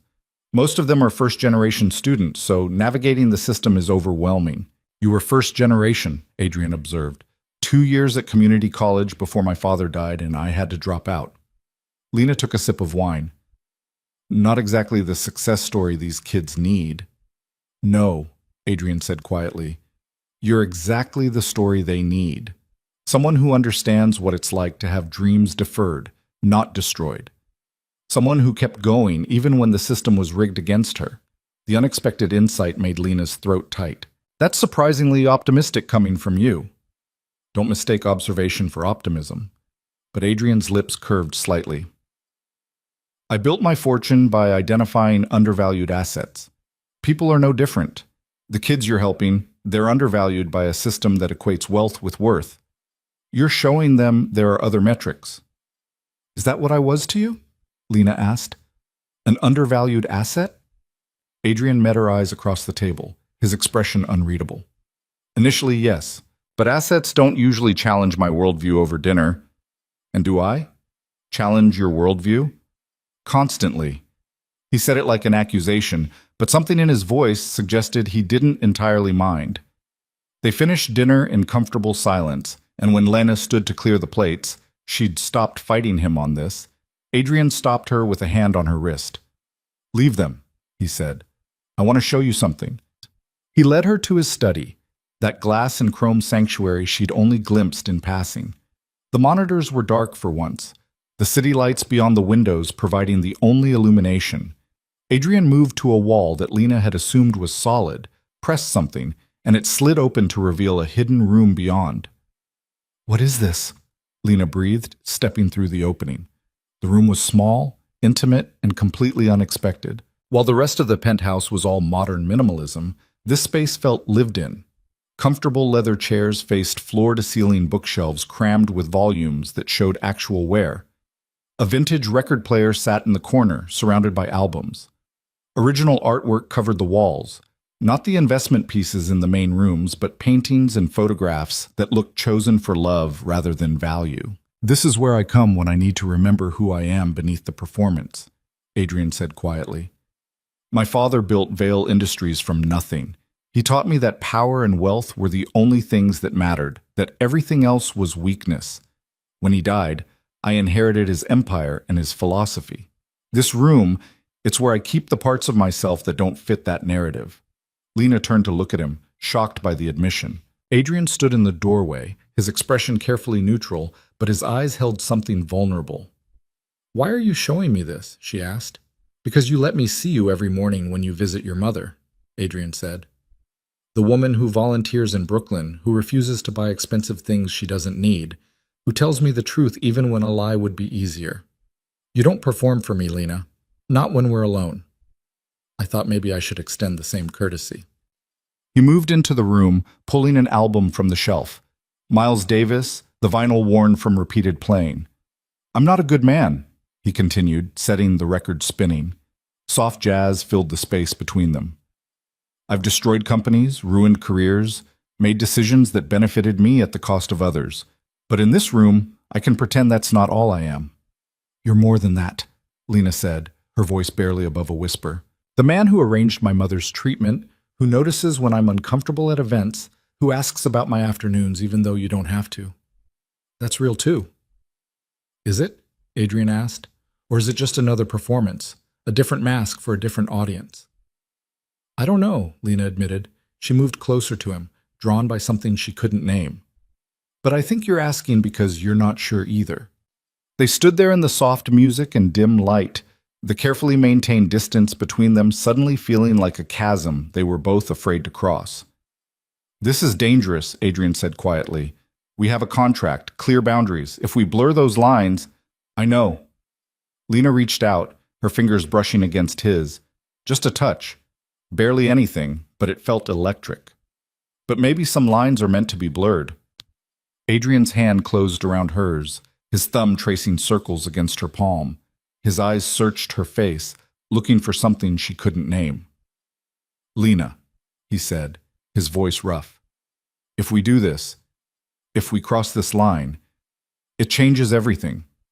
The contract becomes complicated, messy, and when the 2 years are up, we'll deal with that when it comes, Lena interrupted. She stepped closer, close enough to feel the warmth radiating from his body. Right now, in this moment, can we just be two people who don't have to perform? Adrian's free hand came up to cup her face, his touch gentle in a way she'd never experienced from him. He looked at her like he was memorizing every detail, like he was making a decision that terrified him. 2 people, he repeated, just for tonight. Then he kissed her. It wasn't like the staged kisses for the cameras, quick and carefully calculated for maximum effect. This was real, deep, stealing the breath from her lungs and replacing it with fire. Adrian's arms came around her, pulling her against him, and Lena went willingly, her hands fisting in his shirt as she kissed him back with everything she'd been holding behind the careful walls of their arrangement. When they finally broke apart, both breathing hard, Adrian rested his forehead against hers. "This is a terrible idea," he murmured. "The worst," Lena agreed. "We should stop." "Probably." Neither of them moved. Adrian kissed her again, slower this time, his hands tangling in her hair. Lena melted into him, into this moment that was real and terrifying and completely outside the bounds of their carefully negotiated contract. When they finally pulled apart, the record had stopped playing, leaving them in silence broken only by their ragged breathing. "I should go," Lena said, even though every part of her wanted to stay. "You should," Adrian agreed, but his hands were still on her waist, holding her close. "Adrian, I know." He stepped back, putting distance between them with visible effort. "This doesn't change the contract. In 2 years, you're free to leave. This doesn't create obligations beyond what we already agreed to." It should have been reassuring. Instead, it felt like a door closing. "Right," Lena said. "No obligations." She left the hidden room, left Adrian standing there in the dim light, and locked herself in her bedroom with her heart hammering and her lips still tingling from a kiss that had just made everything infinitely more complicated. She'd promised herself she wouldn't fall for Adrian Vale, but she was starting to realize that some promises were impossible to keep. The next morning, Lena woke to find a note slipped under her door. Adrian's handwriting, precise and controlled even in pen, had to fly to Chicago for meetings. "Back tomorrow evening. We have the Lexington Foundation dinner Saturday. Margot will send options for your dress." A professional. Distant. Like last night had never happened. Lena crumpled the note and threw it in the trash, then immediately retrieved it and smoothed it out on her desk. She stared at those impersonal words and tried to figure out what she was feeling. Disappointment? Relief? Some terrible combination of both? Her phone buzzed. Her mother, asking if Lena could visit early today? Dr. Reeves wanted to discuss the latest test results. Lena pushed thoughts of Adrian aside and focused on what mattered. Her mother. The reason she'd signed the contract in the first place. Everything else was just noise. Dr. Reeves was beaming when Lena arrived at the hospital, which was the first good sign. Sarah was sitting up in bed, color in her cheeks, looking more like herself than she had in months. "Lena, sweetheart," Sarah said, reaching for her hand, "the doctor has amazing news." "The treatment is working better than we hoped," Dr. Reeves explained, pulling up scans on his tablet. "The tumors are shrinking significantly. If this progress continues, we're looking at possible remission." Lena's legs went weak. "Remission? As in your mother might beat this," Dr. Reeves said gently. "We're not there yet. We have months of treatment ahead. But the prognosis has changed from terminal to treatable." Lena sat down hard in the visitor's chair, tears streaming down her face before she could stop them. Sarah was crying too, laughing and crying at the same time, and they held each other while Dr. Reeves discreetly stepped out to give them privacy. "I'm going to live," Sarah whispered, wonder in her voice. "I'm going to see you married, maybe even meet grandchildren someday." The guilt hit Lena like a physical blow. Her mother was going to live to see a wedding that was a performance, a marriage that had an expiration date, a relationship built on contracts instead of love. Except it wasn't that simple anymore, was it?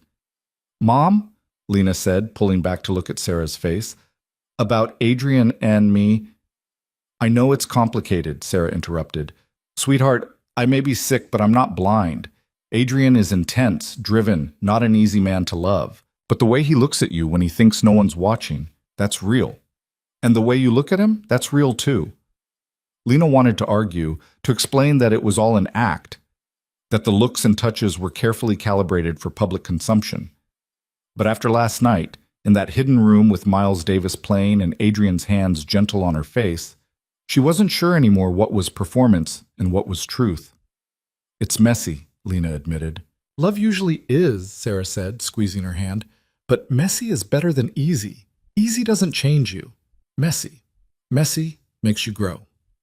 Lena left the hospital with her mother's words echoing in her head, and her emotions a tangled knot she couldn't begin to unravel. She walked through Central Park, needing the space and air to think, and found herself on a bench overlooking the lake. watching people live their normal, uncomplicated lives. Her phone rang. Unknown number. Lena Park? The voice was female, cultured, vaguely familiar. Yes? This is Vanessa Rothschild. We met at the Met Gala. I was hoping we could have lunch, get to know each other better. Lena's instinct was to refuse immediately, but something in Vanessa's tone made her pause. This wasn't a friendly invitation. This was a move in a game Lena was only beginning to understand. Why? Lena asked bluntly. Vanessa laughed, the sound sharp and knowing. Because you're smart enough to know that Adrian's world is more complicated than it appears, and I think you deserve to understand what you've gotten yourself into. I'm not interested in playing games, Ms. Rothschild. Neither am I, which is why I'm being direct. Lunch, tomorrow. 1 p.m. at Cipriani. Just two women having an honest conversation about a man we both know better than he knows himself. The line went dead before Lena could respond. She sat there on the park bench staring at her phone and made a decision that was probably stupid but felt necessary. She texted back a single word to the number Vanessa had called from. Fine. Whatever game Vanessa was playing, Lena needed to understand it, because Adrian had warned her that Vanessa would try to prove their relationship wasn't real. And after last night, Lena needed to know if she was right. Cipriani was the kind of restaurant where people went to be seen, all white tablecloths and discreet service and prices that would make a normal person weep. Lena arrived in one of Margot's selections, a navy sheath dress that was elegant without trying too hard, and found Vanessa already seated at a prime table, looking like she'd been poured into her designer outfit. "Lena," Vanessa said, standing to air-kiss her cheeks with practiced European affectation. "So glad you came. I wasn't sure you would." "I'm curious," Lena said, taking her seat. "You went to a lot of effort to arrange this." "Because I like you," Vanessa said, which was so obviously a lie that Lena almost laughed. "You're different from Adrian's usual type. More authentic." The waiter appeared, and Vanessa ordered for both of them without asking. Mineral water, salads that were probably mostly decoration. Lena let her, watching Vanessa with the same careful attention she'd give a snake. "Let's skip the pleasantries," Lena said once the waiter had departed. "Why am I really here?" Vanessa smiled, and this time it reached her eyes. "Because I want to help you avoid a mistake I almost made. Adrian Vale is brilliant, powerful, utterly compelling. It's easy to fall for him. I know. I did." "I thought you said your relationship was purely professional." "That's what he tells people." Vanessa leaned forward, her voice dropping to something more intimate. "The truth is more complicated.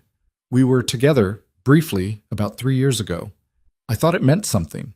He thought it was a pleasant diversion. When I wanted more, he ended it cleanly, efficiently, without any mess. That's what Adrian does. He compartmentalizes. Business here, pleasure there, never the two mixing." Lena's stomach tightened, but she kept her expression neutral. "Why are you telling me this?" "Because I see you making the same mistake, thinking you're different, special, the one who will break through those walls he's built." Vanessa's eyes were sharp, knowing. "But here's what you need to understand about Adrian Vale. He doesn't break. He bends people to fit his narrative, and when they no longer serve a purpose, he moves on." "That's a pretty cynical view of someone you claim to care about." "It's a realistic view," Vanessa corrected. "I'm not telling you this to hurt you. I'm telling you this so you can protect yourself. Whatever arrangement you have with Adrian, whatever you think is developing between you, keep your heart out of it. Because when the contract ends, and it will end exactly as written, you'll be left with nothing but memories of a man who was never really yours." The words hit harder than they should have because they echoed Lena's own fears. Adrian had been clear from the beginning. This was business. 2 years, no love. The kiss last night didn't change the fundamentals of their arrangement, but it had changed something in Lena. "Thank you for the warning," Lena said carefully. "But I'm not you, and whatever happened between you and Adrian has nothing to do with us." "Doesn't it?" Vanessa tilted her head, studying Lena like a particularly interesting specimen. "You think your situation is different because he's paying for your mother's treatment?" "That's just another transaction, Lena. He's buying your compliance, your performance, your time. When the 2 years are up, the money stops, And so does whatever you think you have. You don't know anything about what we have. I know Adrian Vale. Vanessa sat back as their salads arrived, picking up her fork with elegant precision. I know he doesn't do love. He does power, control, strategic arrangements that benefit his interests. Right now, you serve a purpose. The acquisition, the image, the story. But purposes change. And when yours runs out, he'll let you go without a second thought. Lena wanted to argue, to defend what she and Adrian had built. But how could she defend something she didn't fully understand herself? They had a contract, clear terms. Adrian had been explicit about no obligations beyond the agreed-upon time frame. Last night in his hidden room, when he'd kissed her like she was oxygen and he was drowning, that had felt real. But maybe Vanessa was right. Maybe Lena was just another person Adrian had bent to fit his narrative. I appreciate your concern, Lena said, pushing her untouched salad away. But I can take care of myself. Can you? Vanessa's smile was pitying. Lena, sweetheart, you're out of your depth. This world, our world, it operates on rules you don't understand. People like Adrian, we don't marry for love. We marry for legacy, for power, for strategic advantage. Whatever fairy tale you're telling yourself about being the exception, wake up. You're a means to an end. A very well-compensated means, admittedly, but temporary nonetheless. Lena stood, her hands shaking but her voice steady. Thank you for lunch, and for the advice. But here's something you should understand about me. I've spent my whole life being underestimated. By people who thought my background determined my worth, my potential, my ability to adapt. You see a waitress playing dress-up. I see a woman who's learning the rules of a new game, and just because I haven't been playing as long as you doesn't mean I can't win. She left before Vanessa could respond, walking out of Cipriani with her head high and her stomach churning. Outside, the November air was cold enough to burn her lungs. Lena stood on the sidewalk trying to process everything Vanessa had said, trying to separate manipulation from truth. Her phone buzzed. Adrian, finally, landing in an hour. Dinner at 8?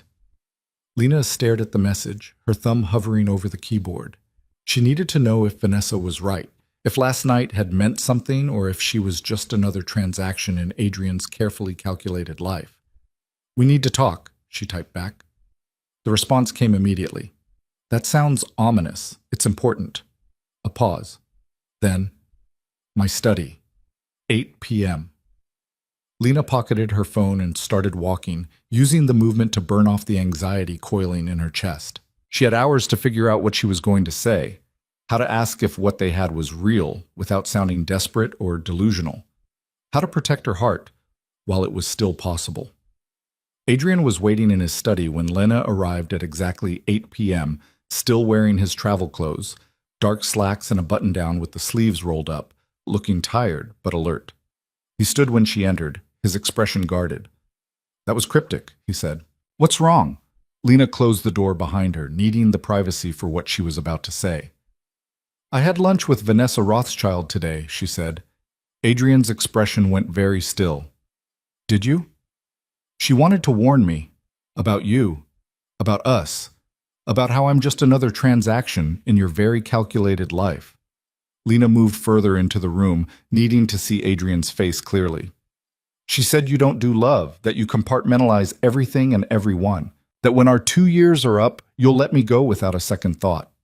And you believed her? I don't know what to believe, Lena admitted. Her voice was shaking now, all the control she'd maintained at lunch finally cracking. Last night, in that room, when you kissed me, that felt real. But the contract is real too. And you were very clear from the beginning about what this is. Business. A transaction. No love. Adrian moved to the windows, his back to her, his hands in his pockets. For a long moment, he said nothing. Vanessa and I had a brief involvement 3 years ago, he said finally. It ended when she wanted something I couldn't give her. Permanence, a future, love. She's not wrong about me, Lena. I don't do those things well. I'm better at contracts than relationships, better at strategy than sentiment. Each word felt like a small cut. So last night was what? A mistake? Last night was honest, Adrian said, turning to face her. His expression was carefully controlled, but something raw flickered in his eyes. maybe too honest. I kissed you because I wanted to, not because it served any purpose in our arrangement. That scared me. It still scares me. Why? Lena asked, moving closer. Why does wanting something real scare you more than all the calculated performances we do every day? Because performances end on schedule. Real feelings don't. Adrian ran a hand through his hair, frustration breaking through his usual composure. The contract protects us both. We know the terms. We know the exit. But if we let this become something more, if we cross that line completely, then the ending becomes painful instead of clean. Maybe it's supposed to be painful, Lena said softly. Maybe that's how you know it was real. Or maybe pain is just pain and I'm trying to spare us both. Adrian closed the distance between them, his hands coming up to frame her face with a gentleness that contradicted his words. Lena, I'm not good at this. At caring about someone beyond strategic value. At wanting someone for more than what they can provide. You make me want to be different, and I don't know if I'm capable of that. So what do we do? Lena asked, her hands coming up to rest against his chest, feeling his heartbeat beneath her palms. I don't know, Adrian admitted. The smart thing would be to maintain distance. Keep our arrangement professional. Honor the contract's boundaries. And the not smart thing? Adrian's thumb traced her cheekbone, his eyes searching hers. The not smart thing is admitting that Vanessa was wrong about one thing. You're not just a transaction to me anymore. You're a complication I didn't plan for, and a risk I'm not sure how to calculate. That might be the most romantic thing anyone's ever said to me, Lena said, and was surprised to find she meant it. Adrian smiled, a real smile that reached his eyes and transformed his face. Your standards are clearly too low. Or maybe I just appreciate honesty over pretty lies. He kissed her then, and it was different from last night. Less desperate, more deliberate. A choice they were both making with full knowledge of the risks. When they broke apart, Adrian rested his forehead against hers, his breathing unsteady. This is still a terrible idea, he murmured. I know. The contract doesn't change. 2 years, then you're free to leave. I know that too. But right now, in this moment, we're just two people, Lena finished, who don't have to perform. Adrian pulled her closer, and they stood there in the quiet of his study, holding each other like they could stop time through will alone. Outside, the city glittered with a million lights, each one a story of people navigating the complicated space between wanting and having, between contracts and connection. And inside, two people who'd started as strangers bound by necessity were becoming something neither of them had planned for, something real, something dangerous, something that was going to make the ending, when it inevitably came, hurt more than either of them was willing to admit. The weeks that followed existed in a strange liminal space between contract and something deeper. By day, they maintained their roles. Adrian, the brilliant business magnate, Lena, the gracious fiancée who'd captured his heart. They attended galas and board meetings, smiled for cameras, and played their parts with practiced precision. The Anderson acquisition closed successfully, and Adrian's board praised him for the stability his engagement projected. But by night, behind the closed doors of the penthouse, the performance dissolved into something neither of them could fully control. They had dinner together every evening now, not because the contract required it, but because they'd both stopped pretending they didn't want to. They talked about everything and nothing. Adrian's childhood growing up under a father who viewed affection as weakness, Lena's memories of her dad teaching her to see beauty in ordinary things. They debated books and politics and whether New York pizza was actually overrated. They learned each other's rhythms, the small tells that revealed truth beneath careful words. And sometimes, late at night, Adrian would find Lena in the hidden room he'd shown her, curled up in one of the leather chairs with a book, and he'd sit beside her without speaking, just existing in the same space. Or Lena would wake at 2 a.m. to find Adrian at the piano in the penthouse's unused music room, playing Chopin with a skill he'd never mentioned, and she'd listen from the doorway until he noticed her and smiled that rare, genuine smile that made her heart stutter. They didn't talk about what was happening between them.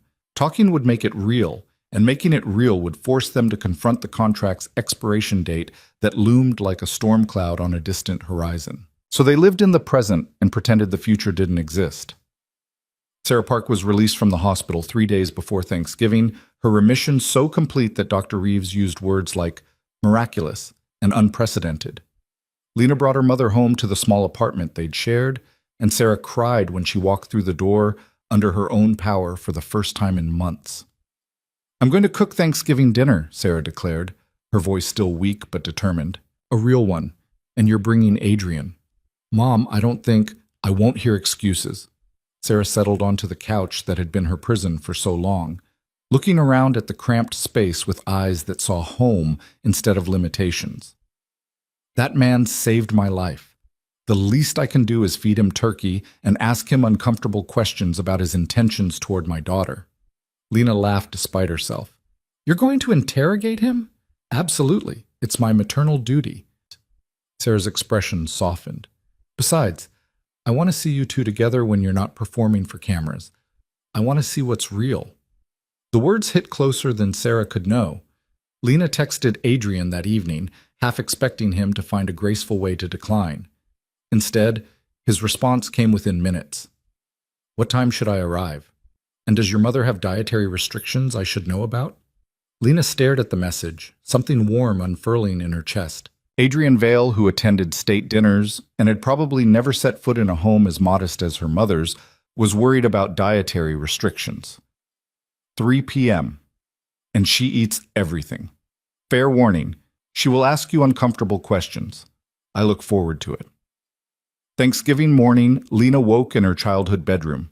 She'd insisted on staying with Sarah for a few days to help her settle in, and found 17 missed calls from a number she didn't recognize. Her stomach dropped even before she played the voicemail.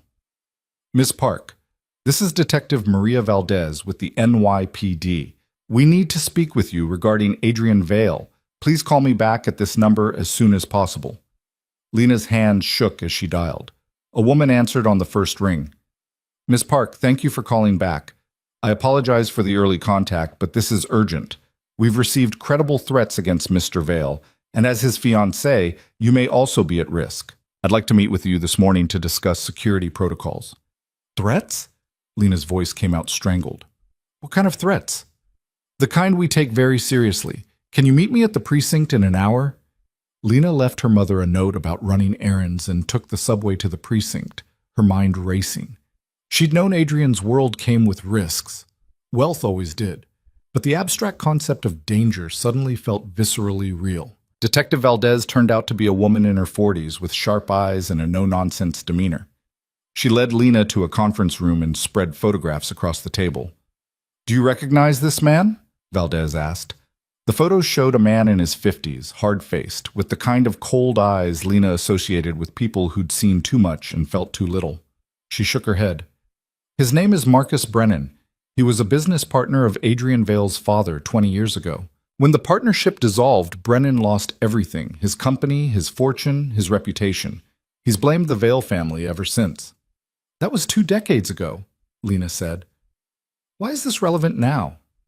"Because Brennan was recently released from prison after serving 15 years for assault.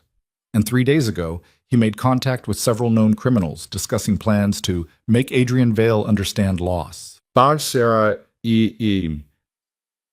Valdez pulled out another photograph, this one recent, showing Brennan outside the Celestia Tower.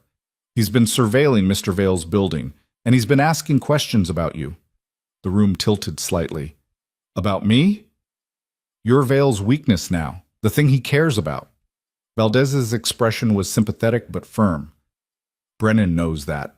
We've assigned protection to both you and Mr. Vale, but I need you to be vigilant. Change your routines. Don't go anywhere alone. And if you see this man, call 911 immediately." Lena left the precinct with Brennan's face burned into her memory and a plainclothes officer trailing discreetly behind her. She needed to tell Adrian, but when she called, his phone went straight to voicemail. She tried his office, but his assistant said he was in back-to-back meetings and couldn't be disturbed. So Lena went back to her mother's apartment, helped cook Thanksgiving dinner with hands that wouldn't stop shaking, and tried to figure out how to tell the man she was falling for that she might be the reason someone wanted to hurt him. Adrian arrived at exactly 3 p.m., carrying flowers for Sarah and a bottle of wine that probably cost more than the apartment's monthly rent. He'd dressed down, dark jeans and a charcoal sweater, but he still looked out of place in the cramped space, too polished and powerful for the worn furniture and faded wallpaper. But Sarah Park had never been intimidated by anyone, and she certainly wasn't starting now. "Adrian Vale," she said, opening the door with a smile that was warm but assessing. "I've been wanting to meet the man who swept my daughter off her feet. Mrs. Park." Adrian shook her hand gently, and Lena saw him take in Sarah's fragile frame, the lingering evidence of illness. "Thank you for having me. Lena tells me you're an exceptional cook." "Lena is biased." Sarah ushered them inside. "But I do make a mean sweet potato casserole." The apartment was tiny. Living room, kitchen, 2 bedrooms, all of it smaller than Adrian's study. But Sarah had made it warm with photographs and memories, evidence of a life built on love instead of money. Adrian looked around with an expression Lena couldn't quite read, and she wondered what he was seeing. Poverty? Simplicity? Or something he'd never had despite all his wealth? "Your home is lovely," Adrian said, and Lena could tell he meant it. They ate dinner at the small table that barely fit 3, passing dishes and making conversation that started awkward and gradually relaxed. Sarah asked Adrian about his business with genuine curiosity, and Adrian answered with more honesty than Lena had ever heard him use at public events. He talked about the pressure of inheriting his father's empire, the isolation that came with power, the way success could feel hollow when there was no one to share it with. "Is that why you fell for my daughter?" Sarah asked, her eyes twinkling. "Because she makes success feel less hollow?" Adrian glanced at Lena, something unreadable in his ice-blue eyes. "I fell for your daughter because she's the only person in my world who tells me the truth, even when it's inconvenient, even when a lie would be easier." It wasn't a declaration of love, but coming from Adrian, it felt close. "Good answer," Sarah said approvingly. "Now help me clear these plates while Lena cuts the pie. I want to interrogate you properly." In the kitchen, while Lena pretended not to eavesdrop, Sarah asked Adrian the questions that mattered. "Do you love my daughter?" A pause, then, "I'm not sure I know how to love the way you mean it, but I know that she's changed my life in ways I didn't think were possible, that I think about her constantly, that the idea of losing her feels like losing something essential." "That's love, sweetheart. You just haven't labeled it yet." Another pause, longer this time. "Maybe you're right," Adrian said quietly. Lena's hand stilled on the pie, her heart hammering so hard she was sure they could hear it from the other room. "Be patient with her," Sarah continued. "She spent her whole life taking care of everyone else. She doesn't know how to let someone take care of her. But if you're patient, if you prove you're not going anywhere, she'll let you in, all the way in." "I want that," Adrian said, and the raw honesty in his voice made Lena's eyes burn with tears she couldn't shed. "More than I've wanted anything in a very long time." Lena carried the pie into the living room with shaking hands and found Adrian and her mother smiling at each other like they'd reached some understanding she wasn't privy to. They ate dessert and talked about safer topics. Sarah's plans to go back to teaching part-time, the community center where Lena volunteered, Adrian's thoughts on education reform. It was normal and domestic and so far removed from the glittering galas and power plays that Lena almost forgot about the contract binding them together. Almost. When it was time to leave, Sarah hugged Adrian with surprising strength. "Take care of her," she whispered, loud enough for Lena to hear. "And let her take care of you. That's how this works." "I will," Adrian promised. In the car ride back to the penthouse, Lena finally told him about Detective Valdez and Marcus Brennan. She watched Adrian's expression shift from relaxed to controlled fury. "Why didn't you call me immediately?" he demanded. "I tried. Your phone was off." Adrian pulled out his phone, swearing when he saw the dozen missed calls. "I was in a meeting about the European expansion. My assistant knew to interrupt for emergencies." "She probably didn't know I counted as an emergency," Lena said quietly. Adrian's hand found hers in the darkness of the car, his grip almost painful. "You count. Don't ever doubt that you count." He made calls, his voice crisp and commanding. By the time they reached the penthouse, he'd tripled security on the building, assigned a personal protection team to Lena, and arranged a meeting with Detective Valdez for first thing in the morning. "This is because of me," Lena said as they rode the elevator up. The plainclothes officer had been replaced by 2 very visible security guards who now flanked them. "Brennan is targeting me to hurt you." "Brennan is targeting you because he's a violent criminal with a grudge," Adrian pulled her close as the elevator doors opened. This isn't your fault. But it felt like her fault. She'd signed the contract knowing there would be risks, but she'd been thinking about financial ruin and social humiliation, not physical danger. Inside the penthouse, Adrian made Lena sit while he poured them both whiskey. His hands were steady, but she could see tension in every line of his body. I should have anticipated this, he said, downing his drink in one swallow. Should have increased security the moment we announced the engagement. You became a target the second you agreed to marry me. You couldn't have known. I should have known. Adrian slammed the glass down hard enough that Lena flinched. My father made enemies. I've made enemies. That's the cost of power, and I dragged you into it without fully considering the consequences. I made my own choice, Lena said. You didn't drag me anywhere. Adrian crossed to where she sat, dropping to his knees in front of her so they were eye level. His hands came up to frame her face, his touch gentle, despite the fury in his eyes. If anything happens to you because of me, he said, his voice raw, I will burn the world down to make it right. That's very dramatic, Lena whispered. I'm serious. His thumbs traced her cheekbones. You've become essential, Lena, not because of the contract, not because of what you represent, because of who you are. And I won't let anyone hurt you. Lena kissed him then, needing the connection, the reassurance that they were both here, both safe. Adrian responded with an intensity that stole her breath, his arms crushing her against him like he could protect her through sheer force of will. When they finally broke apart, both breathing hard, Adrian rested his forehead against hers.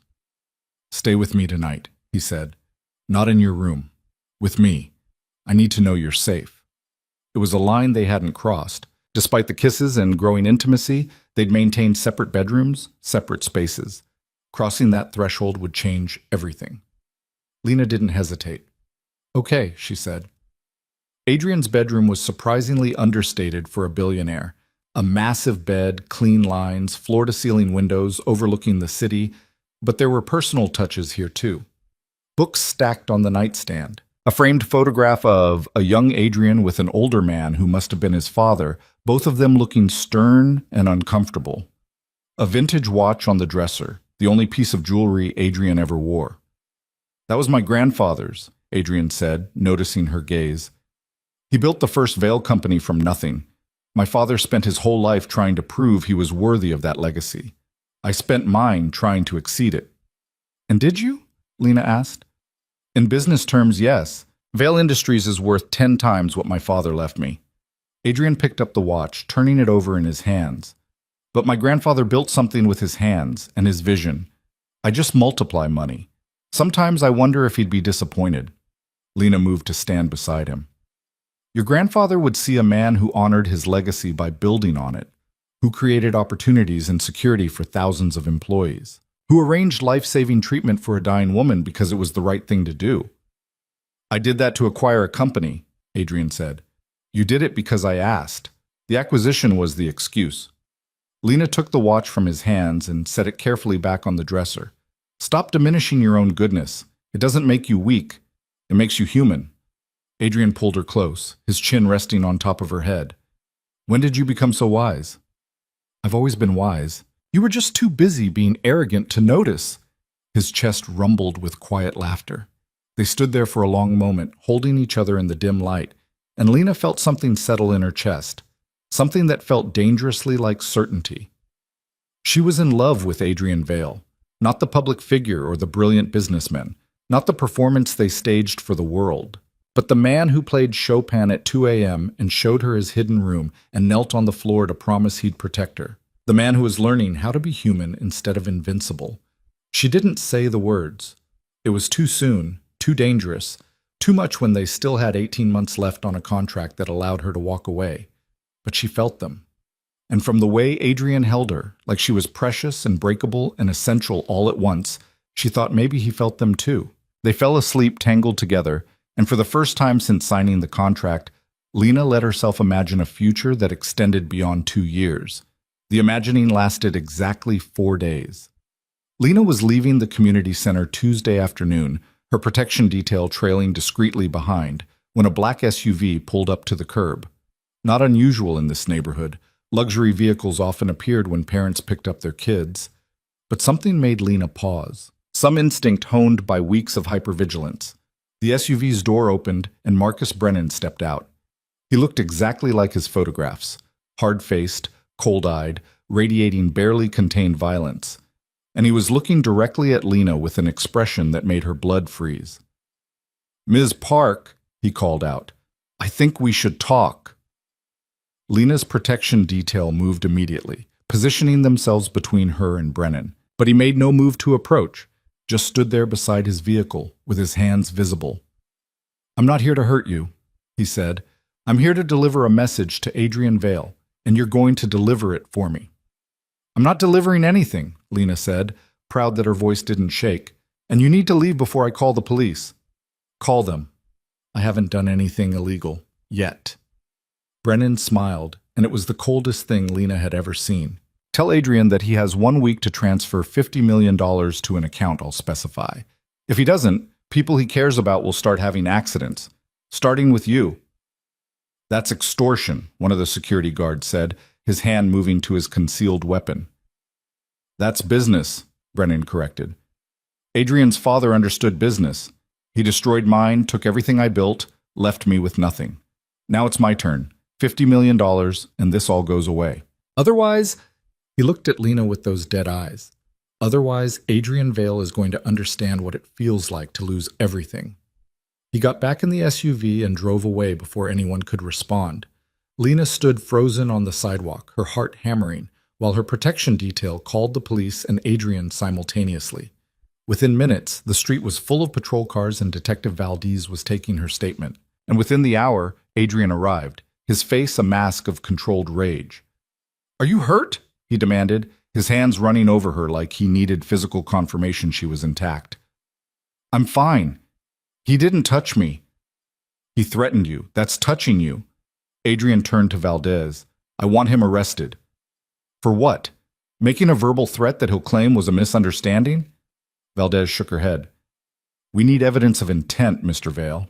Right now, all we have is his word against Miss Parks." "Then get evidence." Adrian's voice was ice. "I don't care what it takes. I want Marcus Brennan in prison where he belongs." "We're working on it. But in the meantime, Ms. Park needs to increase her security profile. No more community center visits without advance notice. No predictable routines. And I'd recommend she stay somewhere other than her listed residence." "She'll stay with me," Adrian said immediately. "Full security, around the clock." "Adrian, I can't just hide," Lena started. "Yes, you can. You will." He looked at her, and for the first time since she'd met him, she saw genuine fear in his eyes. "Lena, please, just until Brennan is handled. Please." She wanted to argue, but the memory of those cold eyes, that dead smile, made her nod. "Okay," she said. "Okay." They went back to the penthouse under heavy security, and Adrian made call after call, mobilizing resources Lena could only imagine. Private investigators, security consultants, lawyers who specialized in restraining orders and threat assessment. He was building a fortress around her, and Lena understood it was the only way he knew how to show he cared. That night, they lay in Adrian's bed in the dark, neither of them able to sleep. "I should never have involved you in this," Adrian said quietly. "If I'd just hired an actress, paid her to play a part, you'd be safe in your own life instead of being threatened by a psychopath with a grudge against my family." "If you'd hired an actress, my mother would be dead," Lena said. "I made a choice, Adrian. I knew there would be risks. Not like this. Never like this." Lena rolled over to face him, her hand finding his in the darkness. "Do you know what Brennan said?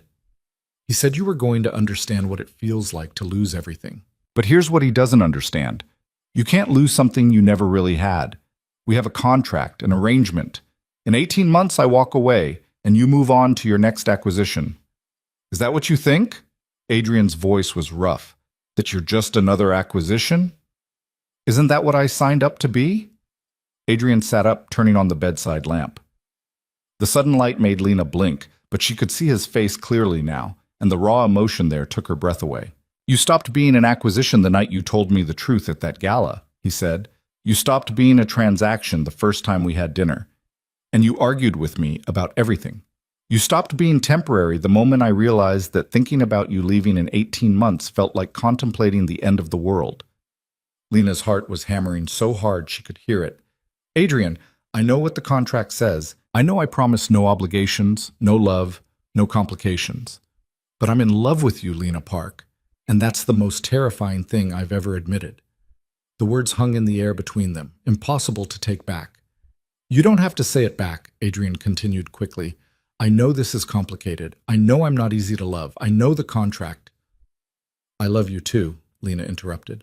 I've been trying not to. Trying to maintain distance, protect myself. Remember, this was supposed to be temporary, but I love you, and you're right. It's terrifying. Adrian kissed her then, and it felt different from every other kiss they'd shared. This one was a promise, a commitment, a complete abandonment of the careful walls they'd both built. When they broke apart, both breathing hard, Adrian pressed his forehead to hers. The contract is void, he said. As of right now. You're not obligated to stay. Not for the money, not for your mother's treatment, not for anything. If you want to leave, I don't want to leave. If you want to stay, it's because you choose to.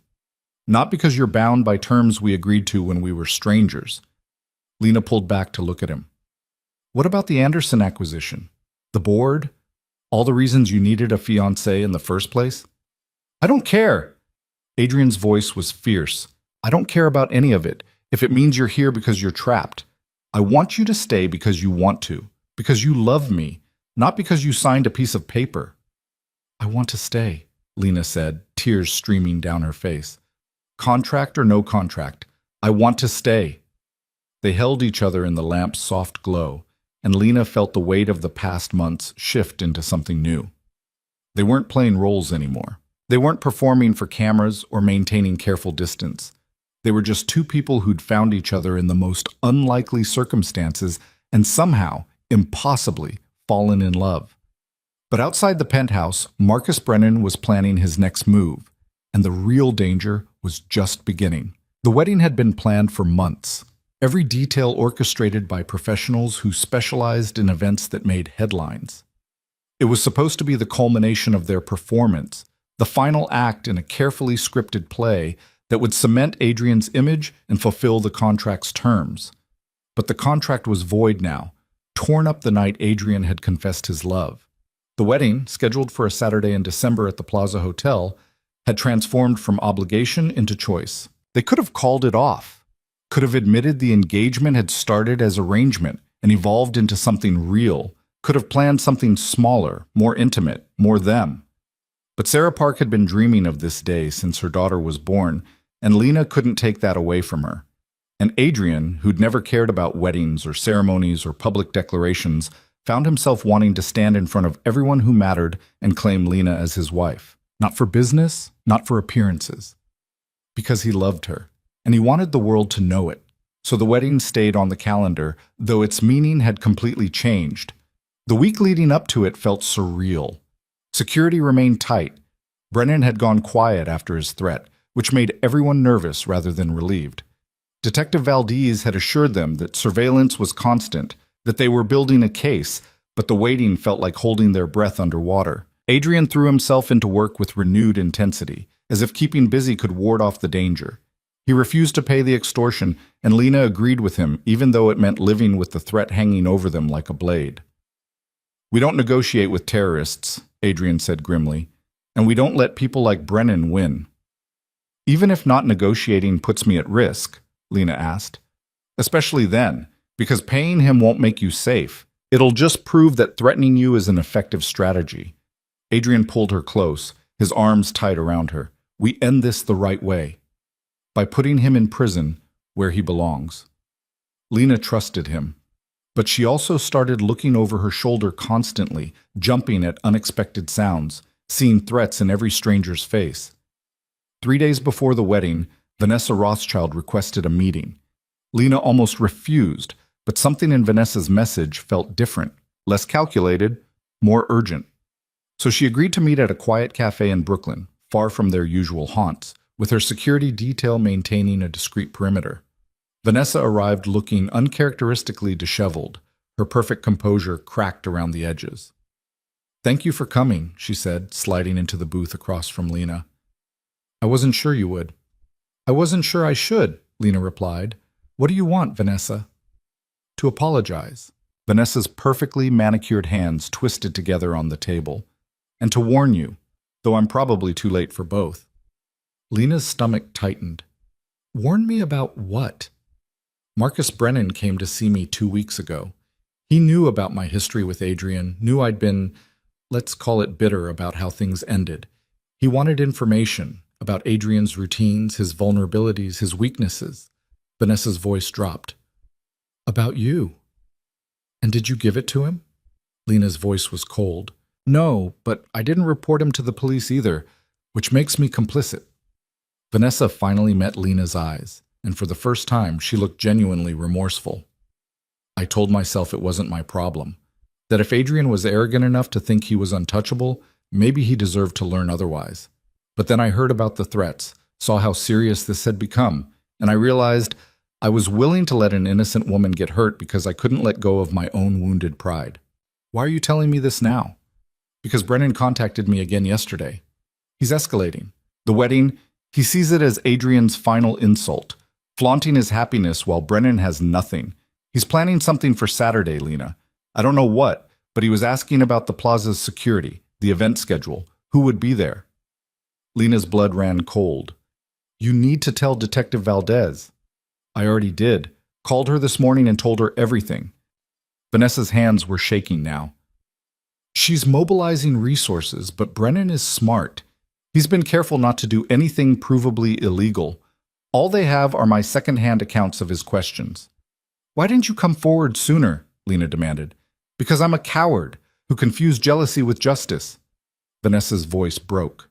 I convinced myself that you were just another woman using Adrian for his money, that you didn't really love him, that watching him get what he deserved would satisfy something in me. But then I saw you two at the Whitney Gala last week, and the way he looked at you, she shook her head. That's real. What you have is real, and I almost let my pettiness destroy it. Lena wanted to stay angry, but she understood Vanessa better than she wanted to admit. The bitterness of unrequited feelings, the temptation to believe the worst about people who had what you wanted. What exactly did Brennan say about Saturday? Lena asked. That Adrian Vale was going to understand loss the way he had, that he'd take away what Adrian valued most, right when he thought he had everything. Vanessa pulled out her phone, showing Lena a screenshot of a text message. This came last night, after I'd already talked to the detective. The message was chilling in its simplicity. Thank you for your help. Saturday will be memorable. He thinks you helped him, Lena said. I know, which means he's confident enough to move forward with whatever he's planning. Vanessa put her phone away. Lena, I know I don't have the right to ask anything from you, but please cancel the wedding, or at least postpone it. Don't give Brennan the public stage he's clearly planning to use. Lena thought about it for exactly 3 seconds before shaking her head. No. No? If we cancel, Brennan wins. He gets to dictate our lives through fear, and I refuse to let him have that power. Lena stood, her decision crystallized. But I am going to make sure security is airtight, and I'm going to marry Adrian Vale in front of everyone, showing Brennan and anyone else who thinks they can control us through threats that we choose each other, every single day. Vanessa looked at her with something like admiration. You're braver than I gave you credit for. No, I'm just done letting other people's damage define my choices. Lena paused. Thank you for the warning, and for finally doing the right thing.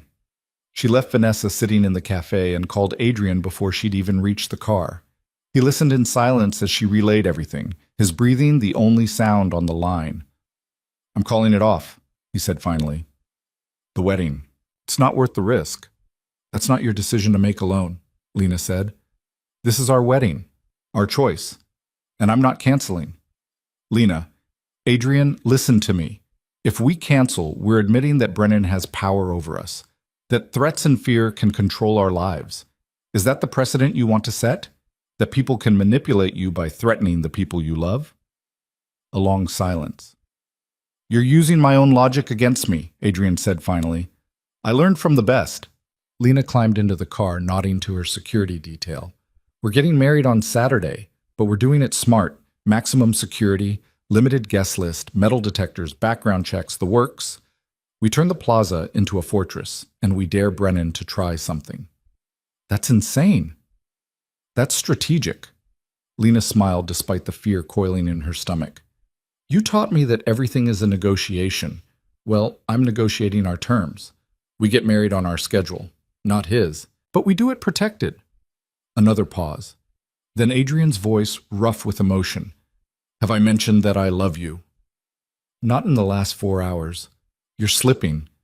I love you, Lena Park, and Saturday, I'm going to marry you in front of everyone and then spend the rest of my life proving you made the right choice. I know I did, Lena said softly. Now, let's make sure we both live long enough for you to follow through. The next 2 days were a blur of security briefings and last-minute preparations. Adrian hired a private security firm that specialized in high-risk events. Every guest was vetted. The plaza's security team worked with the NYPD to establish perimeters and checkpoints. Plainclothes officers would be stationed throughout the venue. Detective Valdez herself would be present, coordinating the response if anything went wrong. Sarah Park, when informed of the situation, was characteristically pragmatic. So a crazy man might crash your wedding, she said, sitting in Lena's childhood bedroom while Margot fussed over the wedding dress alterations. Well, at least it'll be memorable. Mom, that's not funny. It's a little funny. Sarah reached for Lena's hand. Sweetheart, you could have the most perfect, safe, boring wedding in the world, and it wouldn't matter if you weren't marrying the right person. But you are. Adrian loves you. You love him. Everything else is just details. Details that could get people hurt. Details that won't because you're taking every precaution. Sarah's grip tightened. I didn't survive cancer just to let fear rob you of joy. So you're going to walk down that aisle, marry that intense man who looks at you like you hung the moon, and you're going to trust that the people protecting you know what they're doing. Lena hugged her mother, breathing in the familiar scent of her lavender soap, and tried to believe her. Saturday morning dawned cold and clear, the kind of December day where the light made everything look sharp and defined. Lena woke early in the plaza's bridal suite, surrounded by bridesmaids she'd met through Sarah's church and the community center. Real friends, not the society contacts a billionaire's wife was supposed to have. Margot arrived with the dress, and Lena's breath caught when she saw it. Simple silk, elegant lines, nothing overwrought or trying too hard. It looked like her, like the woman she'd become over the past months. Not the waitress or the contract fiancé, but someone who'd learned to inhabit her own power. You look like you belong in that dress, Margot said approvingly. Not like it's wearing you. That's exactly how I wanted to feel, Lena said. Her mother cried when she saw her, happy tears that made Lena's own eyes burn. Your father would be so proud, Sarah whispered. You've become everything he hoped you would be.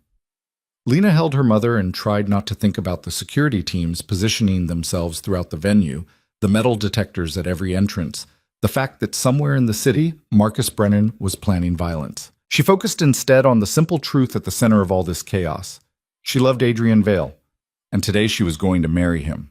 The ceremony was scheduled for 4 p.m., giving security time to sweep the venue multiple times. Guests began arriving at 3, each one passing through checkpoints that were thorough without being intrusive.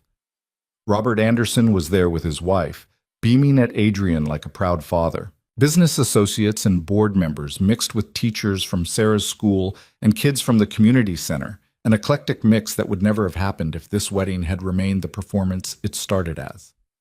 Adrian waited at the altar in a custom tuxedo, looking nervous for the first time since Lena had met him.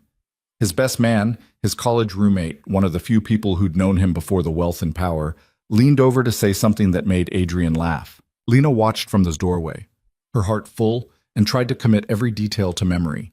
The music started. Sarah, healthy enough to walk her daughter down the aisle, took Lena's arm with hands that barely trembled. Ready? She asked. More than ready, Lena said. They stepped into the ballroom, and Lena saw Adrian's expression transform when he saw her. Pure love, unguarded and real, nothing calculated or performed. She was halfway down the aisle when the first scream came. It started near the back of the room, a woman's voice sharp with terror. Then chaos erupted as Marcus Brennan burst through a service door that should have been locked, security clearly bypassed or overwhelmed. He had a gun. Nobody move! Brennan's voice was wild, desperate. He pointed the weapon at the crowd, and people dove for cover, elegant gowns and tuxedos hitting the floor in panic, but his eyes were locked on Adrian. 20 years, Brennan shouted. 20 years I've waited for this moment. To watch you lose everything the way I did. Security was moving, but carefully. A man with a gun in a room full of civilians left no room for error. Adrian stepped forward, moving in front of Lena with his body. Whatever you want, we can discuss it. But let these people go. They're innocent. There are no innocent people in your world, Vale. Just users and the used. Brennan's gun swung toward Lena. And her? She's using you just like everyone else. For money, for status, for whatever she can get before you throw her away like yesterday's news. You're wrong, Adrian said, his voice steady despite the weapon pointed at the woman he loved. She chose me. Not my money or my name. Me. And I chose her. Which is something you'll never understand. What it means to be chosen for who you are instead of what you can provide. Touching. Brennan's finger moved to the trigger. But it changes nothing. You're going to watch her die, Adrian. You're going to live with that loss the way I've lived with mine. Lena saw it happening in slow motion. Saw Brennan's finger tighten. Saw Adrian start to move. Saw security rushing forward too late. But she'd spent months learning to navigate a world that wanted her to be passive and decorative. She'd learned to fight for herself, to refuse to be a victim. So when Brennan pulled the trigger, Lena wasn't standing still. She shoved Adrian sideways with all her strength, throwing them both to the ground as the shot rang out. Pain exploded in her shoulder, white hot and stunning. But she was alive, they were both alive, and security was on Brennan in seconds, the gun clattering to the marble floor. Lena! Adrian's voice was raw with terror. His hands were on her face, her shoulders, trying to assess damage. Lena, stay with me. I'm okay, she gasped, though the pain was making her vision swim. It's just my shoulder. I'm okay. Paramedics materialized from somewhere. Detective Valdez was shouting orders. Brennan was face down on the floor, handcuffed and screaming incoherently about justice and revenge. Adrian held Lena's hand as the paramedics worked on her shoulder, his face white with shock. You pushed me out of the way, he said, his voice breaking. You could have been killed. So could you. Lena managed a weak smile. And I just bought this dress. Wasn't going to let you die before I got to marry you in it. That's not funny. It's a little funny. The bullet had torn through her shoulder but missed major arteries and bone, painful but not life-threatening. The paramedics bandaged her enough to stop the bleeding and insisted she needed to go to the hospital immediately. After the ceremony, Lena said through gritted teeth. You've been shot, the lead paramedic said incredulously. You need medical attention after the ceremony. Lena looked at Adrian. We're not letting him win. We're getting married. Right now. Adrian looked like he wanted to argue, but then he saw her expression, stubborn and fierce and absolutely certain, and something in his face shifted. Get the priest, he said to his best man. We're doing this now. Someone helped Lena to her feet. Her dress was torn and blood-stained, her carefully styled hair had come loose, and she was pretty sure she looked like she'd been through a war. But when the priest asked if they were ready to continue, she didn't hesitate. Absolutely. The ceremony was nothing like planned.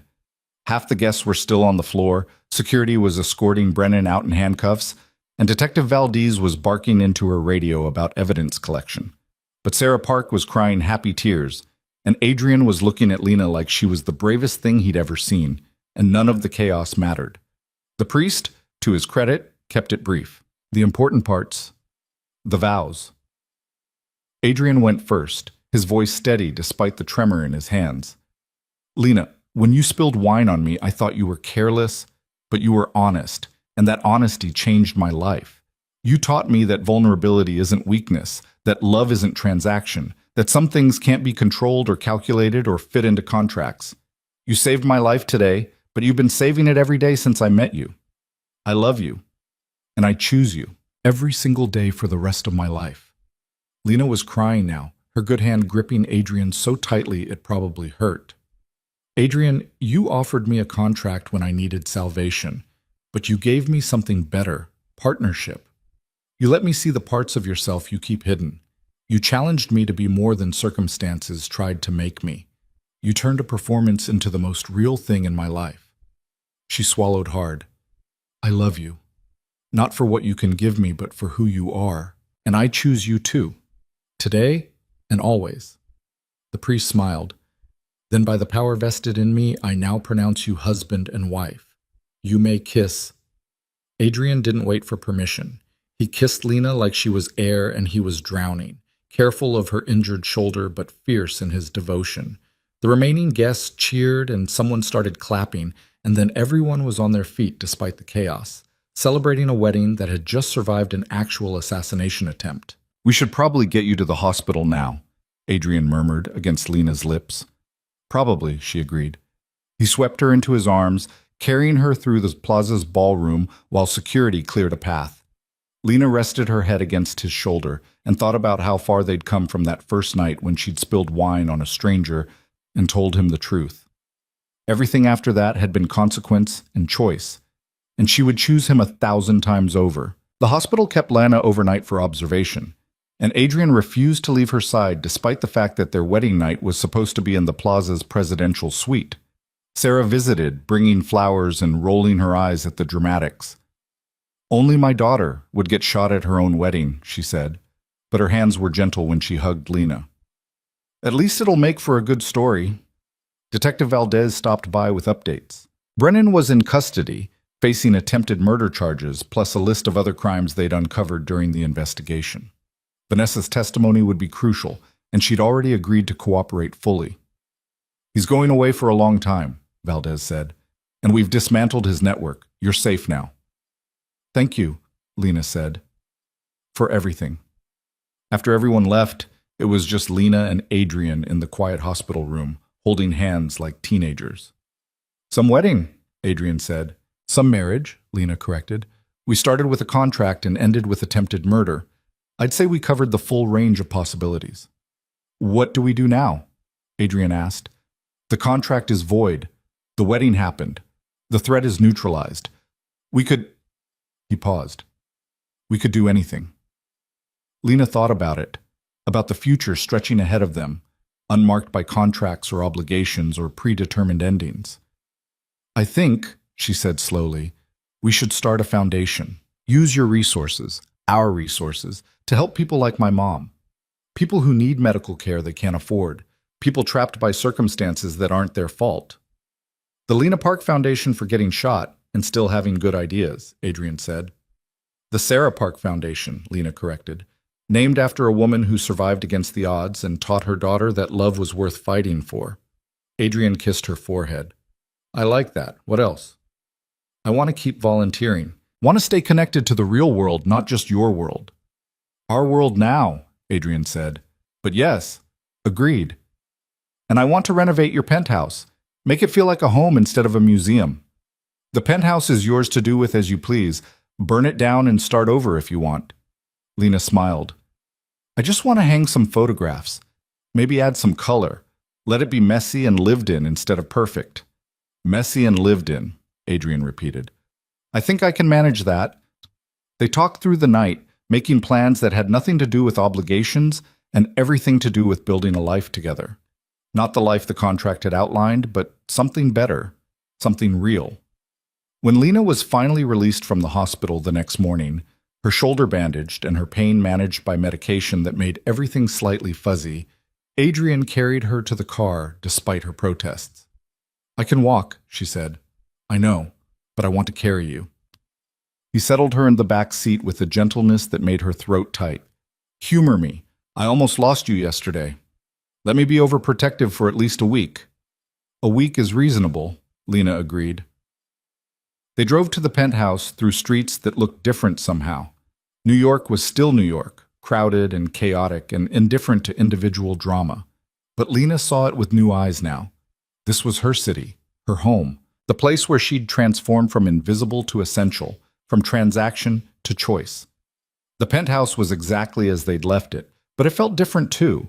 Not because anything had physically changed, but because Lena walked through the door as Adrian's wife, not his contract fiancée or his arrangement, his partner. Welcome home, Mrs. Vale, Adrian said. and the name that should have felt foreign fit perfectly. I think I'll keep Park professionally, Lena said. Lena Park Vale, best of both worlds. Whatever makes you happy. Adrian helped her settle on the couch, propping her shoulder with pillows. I'm going to take care of you until you're healed. You're going to hover annoyingly, you mean? That too. Over the next weeks, they fell into a new rhythm. Lena healed slowly, her shoulder improving daily. Adrian worked from home more often, unwilling to leave her alone even with security stationed throughout the building. They had real conversations about the future, about children maybe, someday, when they'd both adjusted to being married to each other, about the foundation they wanted to build, about how to use power and wealth for something other than accumulation. Sarah got stronger every day, her remission holding. She went back to teaching part-time, filling her classroom with the same energy and love she'd poured into raising Lena. The Sarah Park Foundation officially launched 3 months after the wedding, with Adrian and Lena as co-founders and Sarah as the honorary chair. They hired staff, established partnerships with hospitals, and began helping families navigate the impossible space between medical necessity and financial reality. The first family they helped was a single father whose daughter needed a kidney transplant. Lena met them personally, and when the father cried with relief, thanking them for saving his child's life, she understood why Adrian had chosen her for this journey, not because she fit his world, but because she could help him change it. Vanessa Rothschild sent a gift 6 months later, an original piece of art with a note that simply read, "I was wrong about everything. Congratulations on proving me wrong." Lena hung it in the penthouse's living room, a reminder that people could change, that bitterness didn't have to be permanent. Marcus Brennan was sentenced to 25 years without parole. Lena didn't attend the sentencing, but Adrian did, and when he came home, she held him while he processed the complicated emotions of watching his father's mistakes finally be held accountable. He was right about one thing, Adrian said quietly. My father did destroy him. Maybe not fairly, maybe not legally, but he did it. That doesn't justify what Brennan tried to do, Lena said. No, but it means the world I inherited isn't as simple as I wanted to believe. Adrian pulled back to look at her.